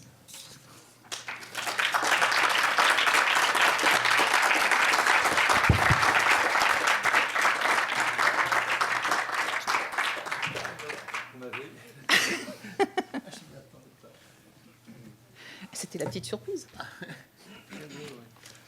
Il fallait quand même que j'essaie de me rapprocher un petit peu de vous en ethnologie. Il parlait plus de 40 langues. Mais mal. Alors, puis il lisait le chinois couramment, mais il n'arrivait pas à le prononcer. Alors ça, il disait, je suis nul. Voilà. Alors, je remercie Cécile Bosse de cette... je parle pour moi, de ce magnifique exposé. Et moi, je vous remercie parce que je vous ai regardé, il n'y a grosso modo pas un seul qui dormait. Merci. Et donc, moi j'ai des questions, mais je les mettrai après parce que je suppose qu'il y en a. Donc, j'invite les uns et les autres à les poser. Monsieur, présentez-vous. Étienne Claus, étudiant en L3 ethnologie. Alors, j'ai une question concernant les études d'héritabilité de ces capacités. Je pense notamment à Anne Fachin on a parlé dans son livre « Trop intelligent pour être heureux ». Est-ce que justement le fait de voir des personnes surdouées à l'âge adulte permet d'avoir une meilleure éducation et une meilleure prise en charge des enfants? Tout va dépendre de la façon dont on met en avant l'intérêt de s'occuper des surdoués. Actuellement, le débat fait rage, puisque Jeanne Fachin est effectivement en la matière quelqu'un qui a médiatisé le sujet des surdoués en France depuis son premier ouvrage en 2002 sur l'enfant surdoué. Elle a un grand talent de médiatisation. Le surdon est connu depuis 1946 à peu près, en France depuis une cinquantaine d'années, parce qu'on a Ariel Ada également. Et on se rend compte que la médiatisation génère une contre-médiatisation. C'est-à-dire qu'actuellement, le débat fait rage face à ce que Jeanne Fachin peut annoncer en disant que les surdoués sont malheureux, trop intelligents pour être heureux, justement. On a un contre-feu qui est lancé qui disent les surdoués vont bien, d'ailleurs toutes les études le montrent. Les études internationales le montrent. Bon. Et derrière, bien sûr, il y a toujours les politiques publiques qui sont en jeu. Donc tout va dépendre de ce qu'on arrive à mettre en avant. Ça, c'est un premier point. Donc je pense qu'il est très important de savoir raison garder. Le surdon, on parlait de l'héritabilité, le surdon ne fait pas tout. Un sale gosse est un sale gosse, surdoué ou pas. D'accord ? Et c'est pas parce qu'il est surdoué qu'il a le droit d'être un sale gosse. Et ça fait partie des choses où effectivement, ça peut, ça peut poser problème dans la prise en compte. Ça, c'est un premier point. Deuxième point, et ça, je mets en cause les médias. Dites-moi en 3 lignes ce que c'est qu'un surdoué. Ben non, je peux pas, j'ai besoin de 3 ou 4 pages. Ah ben non, mais moi j'ai besoin de 3 lignes. Voilà, donc un surdoué, c'est un petit génie. Voilà. C'est un peu compliqué. Enfin, je sais pas si j'ai réussi à le montrer différemment, mais quand je dis c'est pas vos aptitudes, mais votre altitude qui va déterminer votre altitude, ça me semble être clair. C'est aussi la capacité à pouvoir entrer en relation avec les autres, parce qu'il y a quand même bon nombre de surdoués qui, chez les adultes, mais chez les enfants aussi, les sales gosses, d'accord ? On peut pas se bâtir en disant tous les autres sont des cons, excusez-moi le terme, mais parce que quand on va sur des forums, on voit ça. Et qu'est-ce qu'il y a, qu'est-ce qu'il y aurait à me reprocher de dire que tous les autres sont des cons parce que c'est vrai ? Bah, c'est pas comme ça qu'on entame le dialogue. Okay ? Donc il y a quelque chose, à mon avis, à travailler en profondeur. Je pense que ça ne peut pas se faire là, comme ça, sur un claquement de doigts. Ça se fait petit à petit. La dernière chose, moi, qui me tracasse actuellement, c'est que pour tenter, je ne parle pas des enfants, mais les enfants vont devenir des adultes et on voit ce qui se prépare actuellement, d'accord ? Pour tenter d'insérer les adultes surdoués, maintenant, on les assimile aux Asperger. Sur le mode adopter un surdoué, il est gentil, il n'est pas méchant, il peut apporter du truc. Enfin... Donc en clair, il y a certaines personnes qui envisagent de se faire reconnaître RQTH, travailleurs handicapés, parce qu'ils sont surdoués. Donc l'intelligence est un handicap. Vaste sujet. je trouve que là, il y a des choses qui ne vont plus du tout. Ce qui est important pour les enfants, et de toute façon, d'une façon ou d'une autre, ça s'entend un petit peu, il n'y a qu'à voir le sujet de Céline Alvarez, le succès de Céline Alvarez actuellement face à l'éducation nationale, je ne sais pas très bien ce qu'il faut dire, ou des écoles dites alternatives, Montessori, Freinet ou autres. On remet en cause le système éducatif pour son système justement normatif, pour son système égalitaire qui manque d'équité, non c'est plus joli, d'équité, d'accord. Parler des adultes va préparer les enfants, oui, c'est bon d'en parler, c'est important d'en parler. On en parle depuis 2005. Les adultes, on en parle. On va dire que Jeanne Siofachin a publié son livre sur les adultes en 2008. Mais il y a quand même une circulaire en 2005, le rapport Delaubier, qui parle des enfants surdoués, d'ailleurs en les assimilant à des enfants handicapés. Est-ce que c'est préparer le terrain? J'en sais rien. Je ne crois pas vous avoir répondu, mais je suis désolée. Mais parler des adultes, c'est préparer les enfants. J'aurais tendance à dire qu'on a actuellement deux populations sur lesquelles, moi, j'allais dire, je ne m'occupe pas des enfants, parce qu'il y a surtout il y a tellement à faire avec les adultes que c'est important. Mais parce que les enfants existent, on commence à se dire que les adultes existent. C'est comme les dyslexiques. On s'en est occupé en pensant qu'ils resteraient à l'école primaire toute leur vie. Et maintenant, ils arrivent à l'université. Zut alors, l'éducation nationale s'occupait des dyslexiques, mais l'enseignement supérieur a toujours beaucoup de mal à s'occuper des dyslexiques, dont on note que, comme beaucoup d'étudiants handicapés, et là je vois le truc, là, je parle du handicap, là pour le coup avec les dyslexiques, j'avais vu quelques statistiques, 110 000 étudiants handicapés en primaire, enfin identifiés comme handicapés, d'accord, 110 000 étudiants handicapés au primaire, 10 000 en licence. Écrémage, au fur et à mesure. Je pense qu'il y a tout un ensemble toute une culture à faire évoluer, et c'est vraisemblablement pas en travaillant dans l'opposition et la provocation qu'on va arriver à avancer. Et je pense que cette hypermédiatisation qu'il y a actuellement ne sert pas la cause, entre guillemets. Enfin, j'ai pas répondu. Hein. Je suis désolée, je tournais autour du sujet, mais voilà. Enfin, si vous vouliez que je fasse court, j'y suis pas arrivée, quoi. Oui, bonjour. Merci beaucoup pour votre exposé. Et, effectivement, moi aussi, personnellement, je suis Eva Carpigo et je suis doctorante en anthropologie. Et je m'intéresse à la question des personnes surdouées depuis quelques temps, juste personnellement. Et effectivement, je me rends compte qu'il y a un grand mal-être de la part de ces personnes qui effectivement se trouvent souvent être marginalisées, aux marges de la société, donc avec un mal-être psychologique. Donc c'est un thème qui doit nous intéresser tous, ceux qui s'intéressent aux sociétés. Puis, ma question c'est, est-ce qu'il y a déjà des études en sociologie ou anthropologie sur la question ciblée des différents potentiels cognitifs et les bien-être ou les mal-être de ces personnes en société? Et est-ce qu'il y aurait une différence entre les caractéristiques d'un surdoué selon la culture d'appartenance? Voilà. Un surdoué se définit par un test, et ce test est étalonné en fonction de la culture du pays. J'ai rencontré une jeune Hongroise qui vit en France et à qui j'ai déconseillé de passer le test parce qu'elle parle un français remarquable, mais elle compte en hongrois. Et je lui ai dit, si vous passez le test, vous allez le foirer parce que en comptant en hongrois, vous n'allez pas vous y retrouver par rapport au test passé en français. Ça pose le problème pour les enfants de première génération d'immigration, par exemple, si on veut le faire passer un test, parce que le référentiel n'est pas le même. Donc, on va avoir, on s'intéresse, vous avez Zeidner en Israël, vous avez Chan à Hong Kong. Malheureusement, le continent africain est encore... Si, il y a une association qui vient de se créer au Sénégal, je suis ravie. Et j'espère qu'ils vont essaimer à travers l'Afrique occidentale et puis l'Afrique tout court.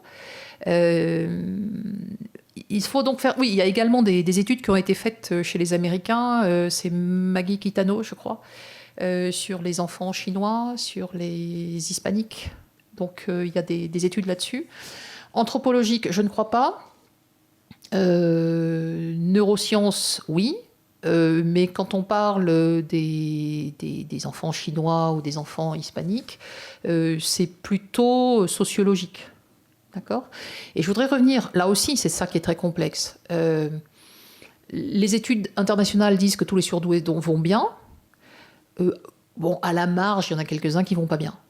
C'est vrai. C'est la marge qui pose problème. Ceux qui sont vraiment hors la norme. Parce que, en fait, rappelez-vous, 100, c'est la moyenne. On a une déviation standard de 15 dans la loi normale, d'accord ? Donc, être surdoué, c'est une déviation standard, 2 déviations standards par rapport à 100. Le retard mental correspond à 2 déviations standards au-dessous de 100. Mais au-delà de 130, le test de Wechsler, qui est le plus connu actuellement, va jusqu'à 160. Ce qui veut dire qu'il peut y avoir 4 déviations standards par rapport à 100. D'accord ? 4 fois 15. En tout cas pour le surnom. Permettez-moi de ne pas parler du retard mental, parce que là, je ne le maîtrise pas du tout. Mais là encore, on sait qu'il y a une prévalence qui peut être plus importante que ce que la loi normale veut bien dire. Et ça pose vraiment le problème des statistiques, des politiques publiques en la matière. Parce que, est-ce que vous pouvez imaginer que quelqu'un qui est à 160... Alors, j'oublie une chose. Quelqu'un qui s'appelle Leta Hollingworth, qui était une pionnière en matière de psychologie aux États-Unis dans les années 20. Tout le monde a connu dans les années 20 un garçon qui s'appelle Lewis Sterman, qui a fait une étude longitudinale sur 1500 jeunes surdoués qui ont été suivis jusque là, au début des années 2000, avec une cohorte qu'on appelait les termites, puisque ils étaient suivis par Lewis Sterman. Leta Hollingworth, qui est beaucoup moins connu, s'est intéressée aux enfants à très très haut potentiel. D'accord ? Ceux qu'elle appelle 180 et plus, mais c'est 180 selon une autre échelle que le Wechsler.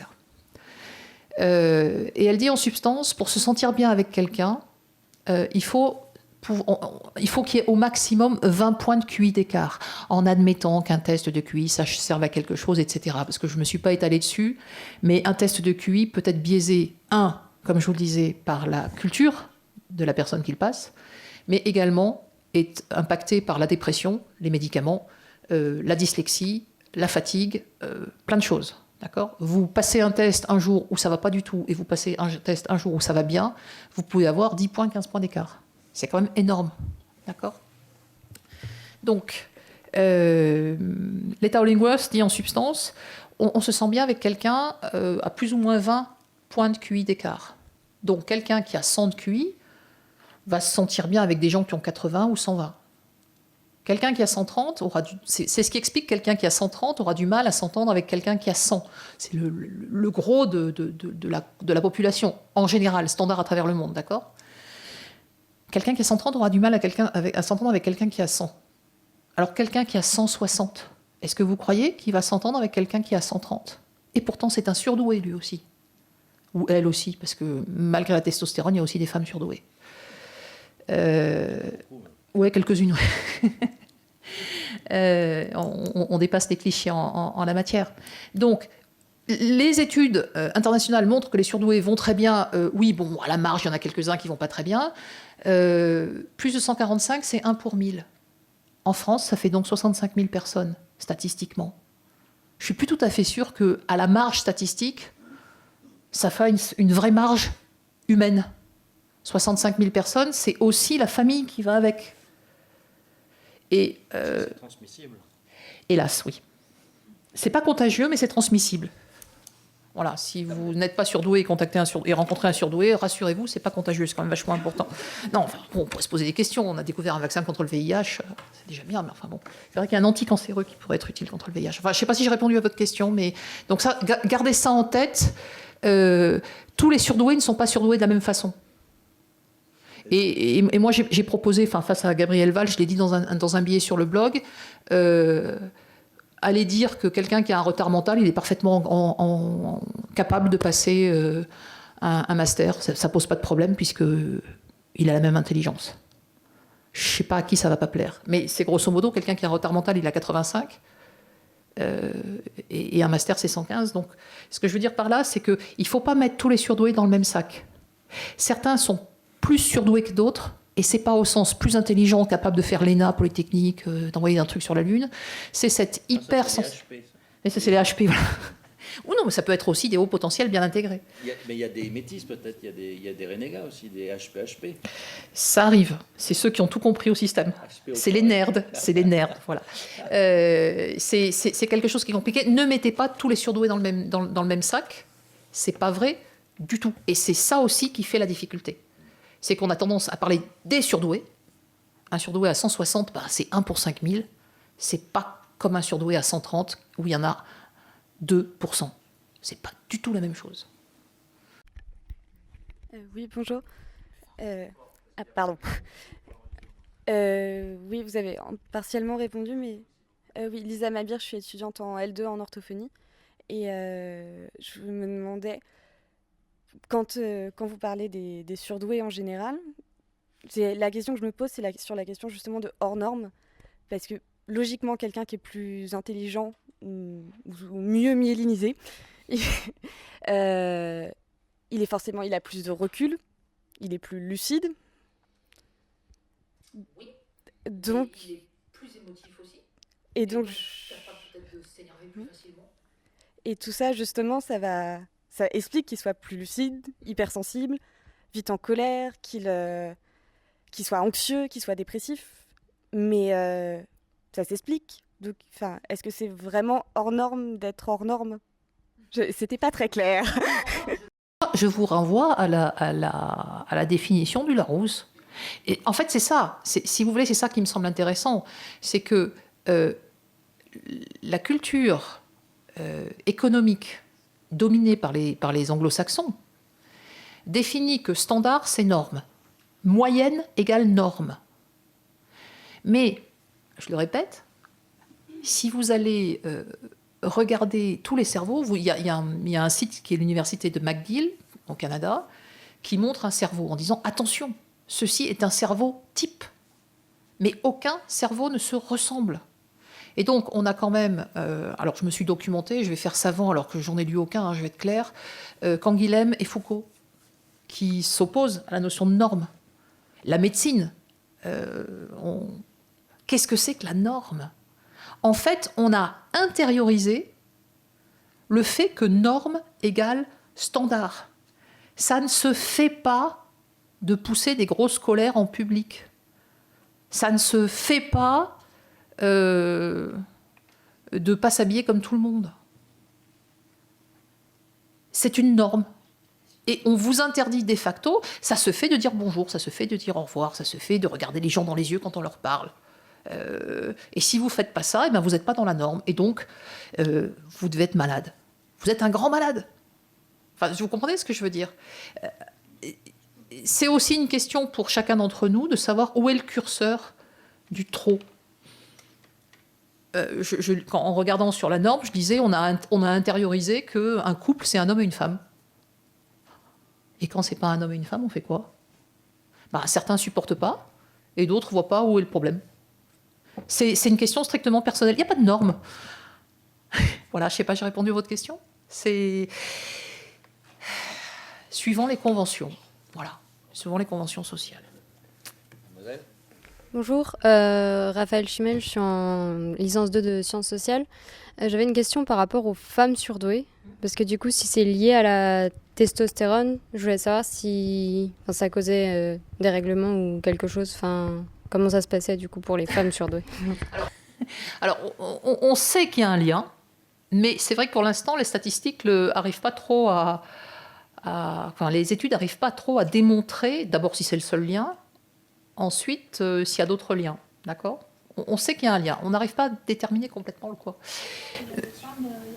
Je sais que, je crois qu'il y a des femmes qui ont aussi beaucoup d'hormones masculins. En fait, l'histoire des hormones, c'est pas vraiment clair pour la science. Donc voilà, moi je sais que j'ai des amis qui sont surdouées et elles, effectivement, elles ont fait des tests et ils ont découvert qu'elles avaient beaucoup d'hormones masculins, typiquement considérés masculins. Donc en fait, c'est pas parce qu'on est morphologiquement femme qu'on est hormonellement femme, ça c'est des catégories. Mais moi je vais vous répondre sous un plan sociologique. L'archétype de la femme, c'est Blanche-Neige, ou la Belle au bois dormant, ou Cendrillon. C'est-à-dire que, Elles sont sages, dans un coin, gentilles. En général, une femme normale, c'est une femme qui est réservée, qui se fait pas remarquer. Jeanne d'Arc. Alors là, elle était mal barrée, elle. Voilà, elles sont réservées, elles se font pas remarquer, elles sont les garantes du maintien de l'ordre établi, les garantes du foyer. Camille Claudel. Elle a mal terminé, elle, par excellence. D'accord. Voilà. Donc, si vous voulez, effectivement, moi, j'ai tendance à dire que peut-être que cette testostérone qu'on va noter chez les femmes surdouées font qu'elles se conduisent comme des mecs et qu'on supporte pas, parce qu'elles sont courageuses, elles n'hésitent pas à s'engager, elles y vont, elles s'affirment. C'est pas du tout le modèle féminin, quoi. Bonjour, Madame Émilie Tullio, en Master 2 d'éthique et en licence d'ethnologie. Merci beaucoup. C'est pas un sujet qui est toujours qu'on entend à l'université en France. Par contre, oui, en Amérique du Nord, beaucoup. Et j'ai plusieurs petites questions. Vous pouvez les interpréter comme vous voulez. Libre à vous de les comprendre. Et... pas surréagir. Non. Alors la première, ce serait pourquoi cet intérêt médical pour les surdoués ou les zèbres, comme vous voulez, actuellement. Est-ce qu'il y a quelque chose... voilà, comme vous travaillez en plus avec une équipe médicale, quel serait, à votre avis, l'intérêt sous-jacent... Enfin, je sais pas, je vous laisse répondre. La deuxième, c'est concernant le concept d'intelligence en France. D'expérience, on m'a reproché de ne pas avoir continué en mathématiques. Et il me semble qu'en France, l'intelligence, c'est souvent... être compétent vous l'avez mentionné, logico-mathématique. Est-ce qu'on peut, et vous l'avez déjà un peu souligné, être intelligent d'une autre manière? Et là, je veux tout simplement faire un pont avec Monsieur Leroux, l'ethnologie. Comment a-t-on identifié ou comment a-t-on nommé les individus hors normes, entre guillemets, dans les sociétés avant le système avant le système automatisé, avant. Et la toute dernière, c'est les surdoués peuvent-ils être dangereux? Oui. Alors, l'intérêt médical pour les surdoués, aucun. Non, enfin, j'exagère. Je le disais tout à l'heure, le champ de la psychiatrie est un champ pas du tout, très très mal, considéré en médecine. C'est le parent pauvre de la recherche en médecine, par exemple. Il y a une désaffection pour la psychiatrie. Et je discutais hier avec quelqu'un qui nous faisait un cours en santé publique, qui est médecin, à qui je disais, bon, j'ai été en arrêt maladie, c'est un burn-out. Et je suis tombée sur un médecin contrôle de la sécurité sociale qui me dit, vous voyez bien que vous n'êtes pas malade, vous ne prenez pas de médicaments. Parce que je disais aux médecins, mais vous dites qu'il paraît qu'en France, on ne peut pas sortir de chez un médecin, enfin on jauge l'efficacité d'un médecin au nombre de médicaments qu'il y a sur l'ordonnance. Voilà, c'est-à-dire qu'il faut absolument qu'on se voit prescrire des médicaments si on veut que le médecin soit bon, d'accord ? Alors qu'en Hollande, on évite de sortir avec des médicaments. Voilà. Et donc, justement, je ne prends pas de médicaments. Je ne veux pas.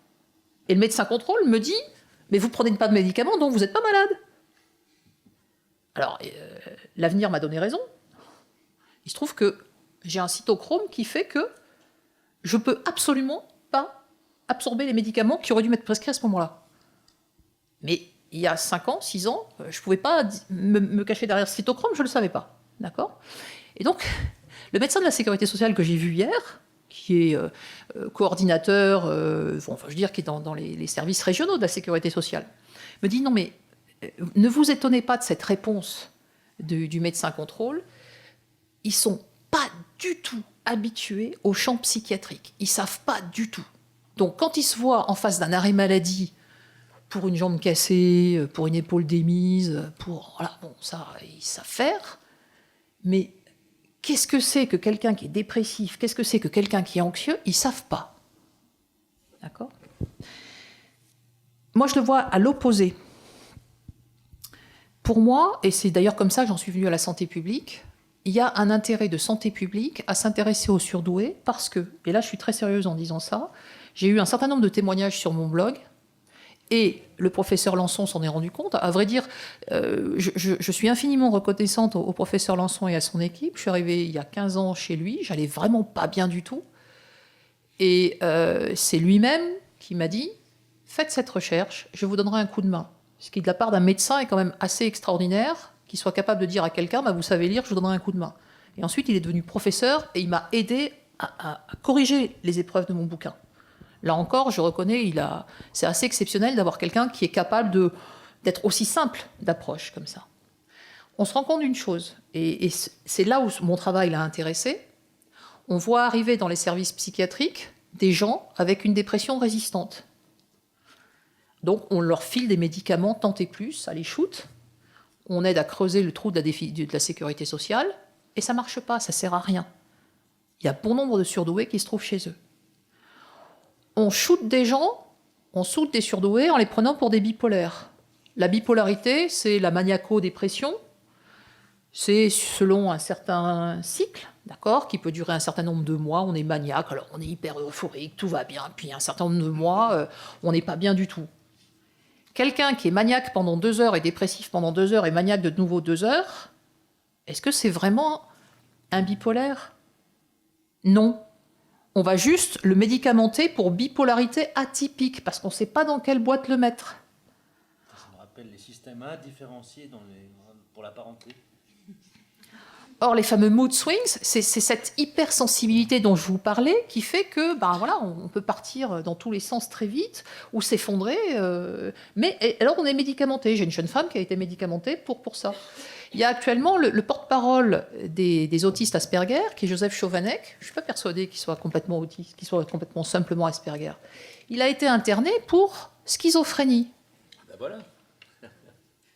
Et il y a des gens, moi je me rappelle avoir discuté avec une psychologue en lui évoquant, je racontais des souvenirs, mais la façon dont je lui racontais les souvenirs, elle a commencé à me regarder inquiète, et je lui dis, ah oui, ça va, je suis en train de vous, je crois que je vous apparais schizophrène. Donc on a des gens, si vous voulez, j'estime que c'est un enjeu de santé publique, même s'il n'y a que 65 000 personnes en France, la dépense de santé par personne en France, c'est grosso modo 3 000 € par an. Alors imaginez, ne serait-ce que 60 000 personnes à qui on permet de vivre à peu près normalement sans dépenser 3 000 € pour rien, ça fait quelque chose comme 180 millions d'euros par an, ça fait quelques hôpitaux, quelques unités de gamma 8 ou des choses comme ça. Ça vous va à peu près comme réponse ? On va dire que oui. La deuxième, c'est compétences, alors mathématiques. Nous sommes dans une société qui est complètement orientée intelligence logico-mathématique. Ce qui est intéressant, c'est d'ailleurs, il y a une étude longitudinale de l'université Vanderbilt qui s'intéresse aux mathématiciens précoces, qui est suivie par un monsieur qui s'appelle Benbow et Lubinski. Enfin, ils sont deux ou trois d'ailleurs. Donc, mathématiciens et précoces, donc ça va bien ensemble. Je vous signale que mathématiques et musique, ça va ensemble aussi. Écoutez Bach, ça va ensemble. Et en matière d'intelligence, justement, je ne l'ai peut-être pas cité tout à l'heure, opposé à l'intelligence logico-mathématique, on a Howard Gardner, qui constate qu'on a des cérébraux lésés qui sont capables quand même de développer certaines capacités alors même qu'on a cette cérébro-lésion, et qui dit, mais en fait, l'intelligence, c'est juste une question de culture. D'accord ? Donc, chez nous, ce qui est artistique est sérieusement encadré. Enfin, il ne faut pas être trop créatif, il vaut mieux être logico-mathématique. Justement, sur les... Pardon, j'interviens parce que je ne reviendrai pas. Sur les formes d'intelligence, on a un peu eu le temps de... Vous avez pas eu le Alors, temps il y en a de 9, effectivement. Alors, dans le dernier, vous en rappelez 4, les 4 principales 4 ou 5 mais il y en a 9 d'après... Alors, il y a kinesthésique, donc ça, c'est tout ce qui est danseur. Il y a verbal, de mémoire. Mémoriel ? Non, je ne crois pas. Il faut que je le retrouve, je ne sais plus où je l'ai mis. Créative. Il y a interpersonnel. Interpersonnel. Ça, c'est les diplomates. Il y a intrapersonnel. Ça, c'est les philosophes. Il y a même une intelligence alors, il y a interpersonnel, kinesthésique, verbal. Logico-mathématique. Oui, logico-mathématique. Créative, cinétique. Non. Non, cinétique, ça va avec psychomotrice. Bon, il faut que je vous le retrouve. Mais vous avez 9 intelligences, et Gardner questionne en disant l'intelligence, c'est d'abord et avant tout une question de cadre culturel. Voilà, donc effectivement, et alors bon, il y a 2 petits dessins, il y a un petit dessin que j'aime, enfin il y a une image que j'avais notée une fois, non, c'est Gardner qui dit, quand vous avez une banane qu'il faut que vous attrapiez et que vous ne savez pas l'attraper, si vous avez fait Polytechnique, ça ne va pas forcément servir. En revanche, si vous avez un bâton et que vous savez grimper, ça pourra peut-être mieux marcher. Et il y a un petit dessin que certains d'entre vous ont vu, où on voit un poisson, un singe, un éléphant et un pingouin qui sont devant un arbre. Il y a quelqu'un qui dit le premier qui a grimpé à l'arbre est le plus intelligent. Voilà. Donc c'est vraiment une question de référentiel. On appelle, avant la révolution culturelle et avant Adam Smith, les surdoués, à mon avis, on les appelle des polymathes. C'est-à-dire que ce sont des gens qui sont spécialistes dans plusieurs domaines. Michel-Ange, qui était à la fois architecte, peintre, poète. Léonard. Je vous renvoie aux savants arabes, qui étaient à la fois mathématicien, astronome, poète. Son nom m'échappe, mais celui qui a inventé l'X. Hein? Non. Aussi, mais, non, il a été décrit dans... Oui, géographe, très... oui, ça. Ayoub. Oui. C'est ça. Oui. Ibn Khaldun. C'est lui qui a écrit les comment ça s'appelle? Oui. Bon, enfin, il a écrit des poèmes sur le vin absolument magnifiques. Alors tout le monde sait qu'en terre d'islam, faire la promotion du vin, c'est quand même pas très recommandé. Et ce qui est très beau, c'est qu'on dit que son livre a coulé avec le Titanic. Voilà. Et son nom m'échappe maintenant, alors que vous le retrouvez dans les livres de ça y est, je suis vraiment très émue, et donc j'ai plus de mémoire. Et le dernier point, il y avait une troisième et dernière question. Les surdoués peuvent-ils être dangereux? Ben oui, quand ils sont persuadés de détenir la vérité, qu'ils sont diablement intelligents et qu'ils sont du bon côté de la hache. Il se dit qu'Hitler était surdoué. Je ne sais pas comment ça a été évalué, mais on sait en tout cas que ses plus proches lieutenants semblaient être autour de 140, tous les uns les autres. Il se dit que Staline aussi était surdoué. Mais aussi, dans votre dernier livre, vous rappelez le fait qu'il y a aussi beaucoup de surdoués qui choisissent l'illégalité, le côté sombre. Oui. Puisqu'ils veulent s'affranchir, mais en même temps, ils veulent gagner des sous. Et comme, jouer aux gendarmes et aux voleurs, oui. Voilà. Effectivement, il y a une étude, alors elle vaut ce qu'elle vaut, c'est comme d'habitude, c'est une étude parmi d'autres, mais il y a un psychologue qui s'appelle Seeley, S2ELEY, qui a fait une petite étude dans une prison du Colorado, et il a identifié que 20% des prisonniers étaient surdoués. En fait, think outside the box, ça peut effectivement amener à la marge. C'est ceux qui se font pas prendre, quoi, si vous voulez. C'est aussi, on va dire ça comme ça. C'est les chefs de bande, c'est les stratèges, voilà. Alors, non, c'est terminé, mademoiselle. Bonjour, Lise Faure, étudiante en M1 ethnologie. Je vais tâcher de faire court puisqu'on m'y enjoint. J'avais 2 petites questions. La première, c'est dans la mesure où on mesure le surdon, du coup, effectivement, par rapport à cette norme, la question que je me posais tout bêtement, c'est si cette norme continue à être mesurée, en fait, régulièrement dans le temps. Bêtement, c'est vrai que moi, j'en entends de plus en plus parler. L'effet Flynn de l'intelligence qui augmente. Ouais. Oui, mais j'aurais tendance à dire l'intelligence augmente et la courbe en U inversée se développe. Mais de toute façon, le problème est résolu. Les perturbateurs endocriniens font qu'on sera tous crétins demain. Ah, donc, génial. Voilà, comme ça, on est tranquille. Moi, je m'en sors bien parce qu'il ne me reste pas beaucoup. Donc, ça va. Donc, et je vais me permettre... Ah oui, vous voulez répondre? Ça y est, on va dire que c'est fait. Alors, moi, j'avais un certain nombre... Je crois que vous êtes très frustré. Il y avait une dernière question. Il y avait une dernière... Oui, mais on pourra poursuivre parce qu'il y a une deuxième intervention. Si on était sur cette intervention finale, ce serait bien, mais j'ai une deuxième. Et je voulais... alors, c'est un certain nombre de remarques, questions que pourrait éventuellement balayer d'une phrase rapide, qui sont aussi des interrogations. Alors j'ai bien aimé le cop-out, mais moi je relis ça immédiatement à le masque, le syndrome du masque. Non, c'est pas un syndrome, c'est un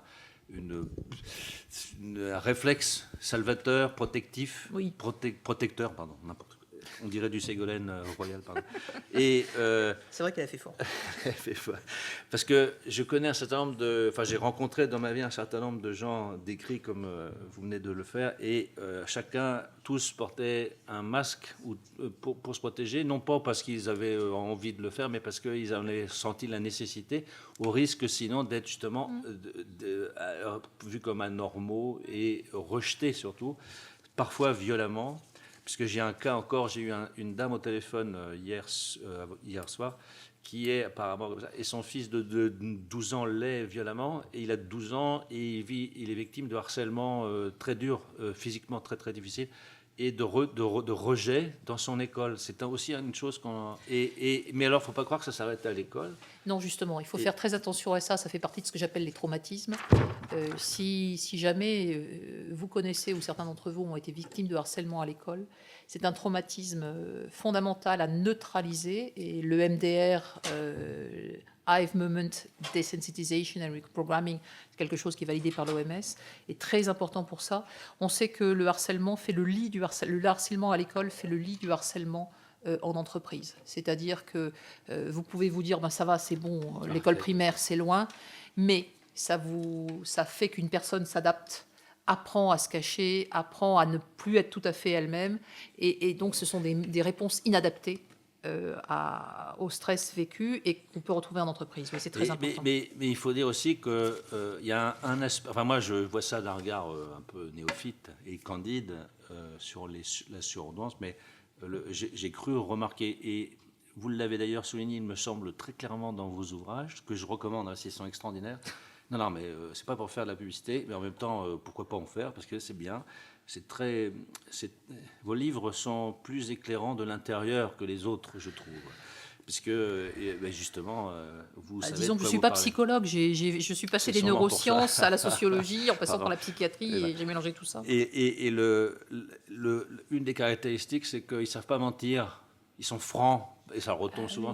Alors ça, c'est quelque chose qui est vraiment caractéristique, je trouve, dans toutes les personnes que j'ai rencontrées. Il y a pas savoir mentir et pas savoir mentir, parce que certains pourront trouver les surdoués parfaitement manipulateurs. En fait, vous savez où vous voulez arriver, et puis en parlant avec la personne... Ah oui, mais moi je parle d'un regard intérieur, disons, si on compare à l'ethnonyme, un endonyme, là.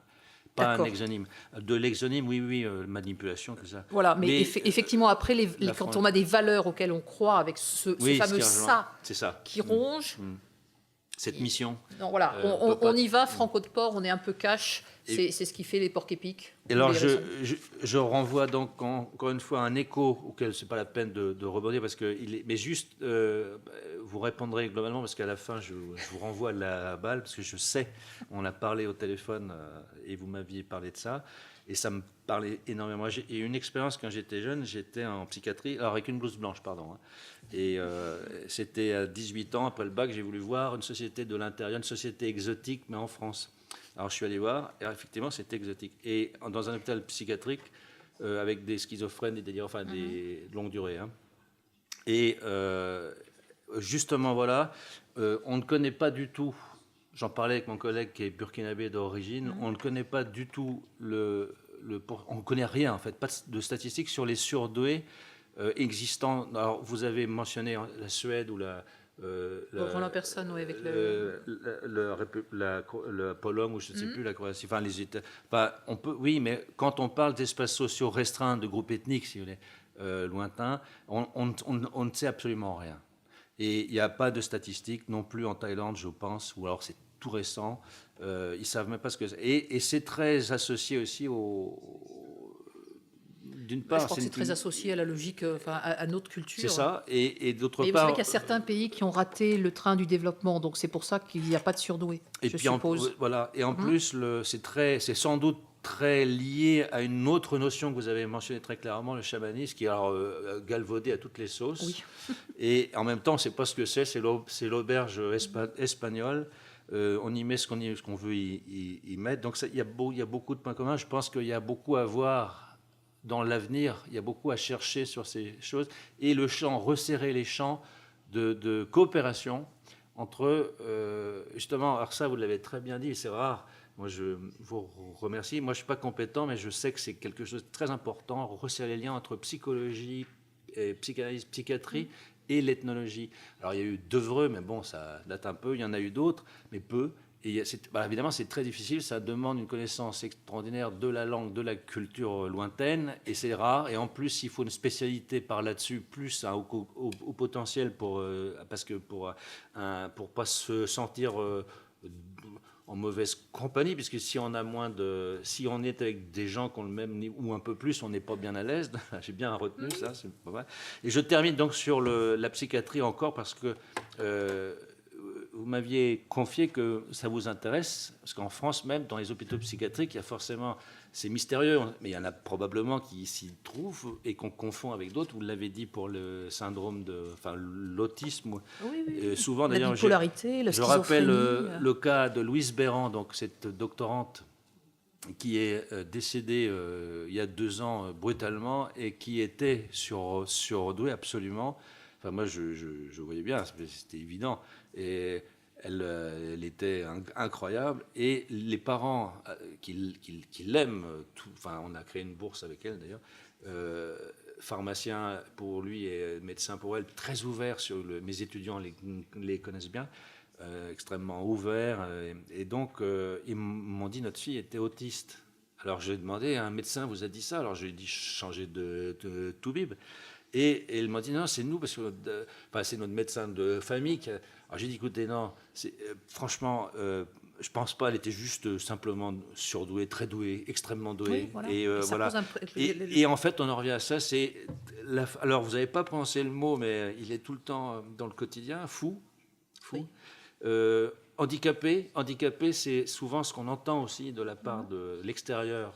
Enfin, je ne parle pas de ce que j'ai observé. Et comment dirais-je, j'arrive plus à me relire, ça commence bien, et bizarre, et tout un monde un peu, enfin, une personne qui, donc hors norme, c'est sûr, mais toujours d'une manière péjorative, et qui dérange. Donc il y a tout un champ de recherche à ouvrir. Mais aussi ce qui est important à savoir, c'est que justement, ce qui est important à savoir, c'est que on note une forte corrélation entre artistes et maladie mentale, schizophrénie en particulier, chez les romanciers en particulier. Dostoïevski était un grand malade. Je suis assez d'accord. Mais bon, évidemment, j'ai pas voulu traiter des mots fous et bizarres parce que je voulais essayer d'éviter que vous passiez quand même une bonne fin d'après-midi. Mais c'est ça qui me semble intéressant, c'est que la santé mentale est quelque chose qui est encore un espace assez vierge à mon sens, que l'imagerie médicale, les neurosciences, c'est une toute nouvelle discipline. Ça date des années 90, donc c'est tout jeune, et qu'il y a encore certainement beaucoup à découvrir. Et la dernière chose, ce qui me semble très intéressant, c'est que grâce à ça, on passe des sciences dures aux sciences molles progressivement, et ce qui avant était des certitudes est maintenant remis en cause. Et voilà, ça fait de belles thèses en perspective. Merci, Cécile Bosch.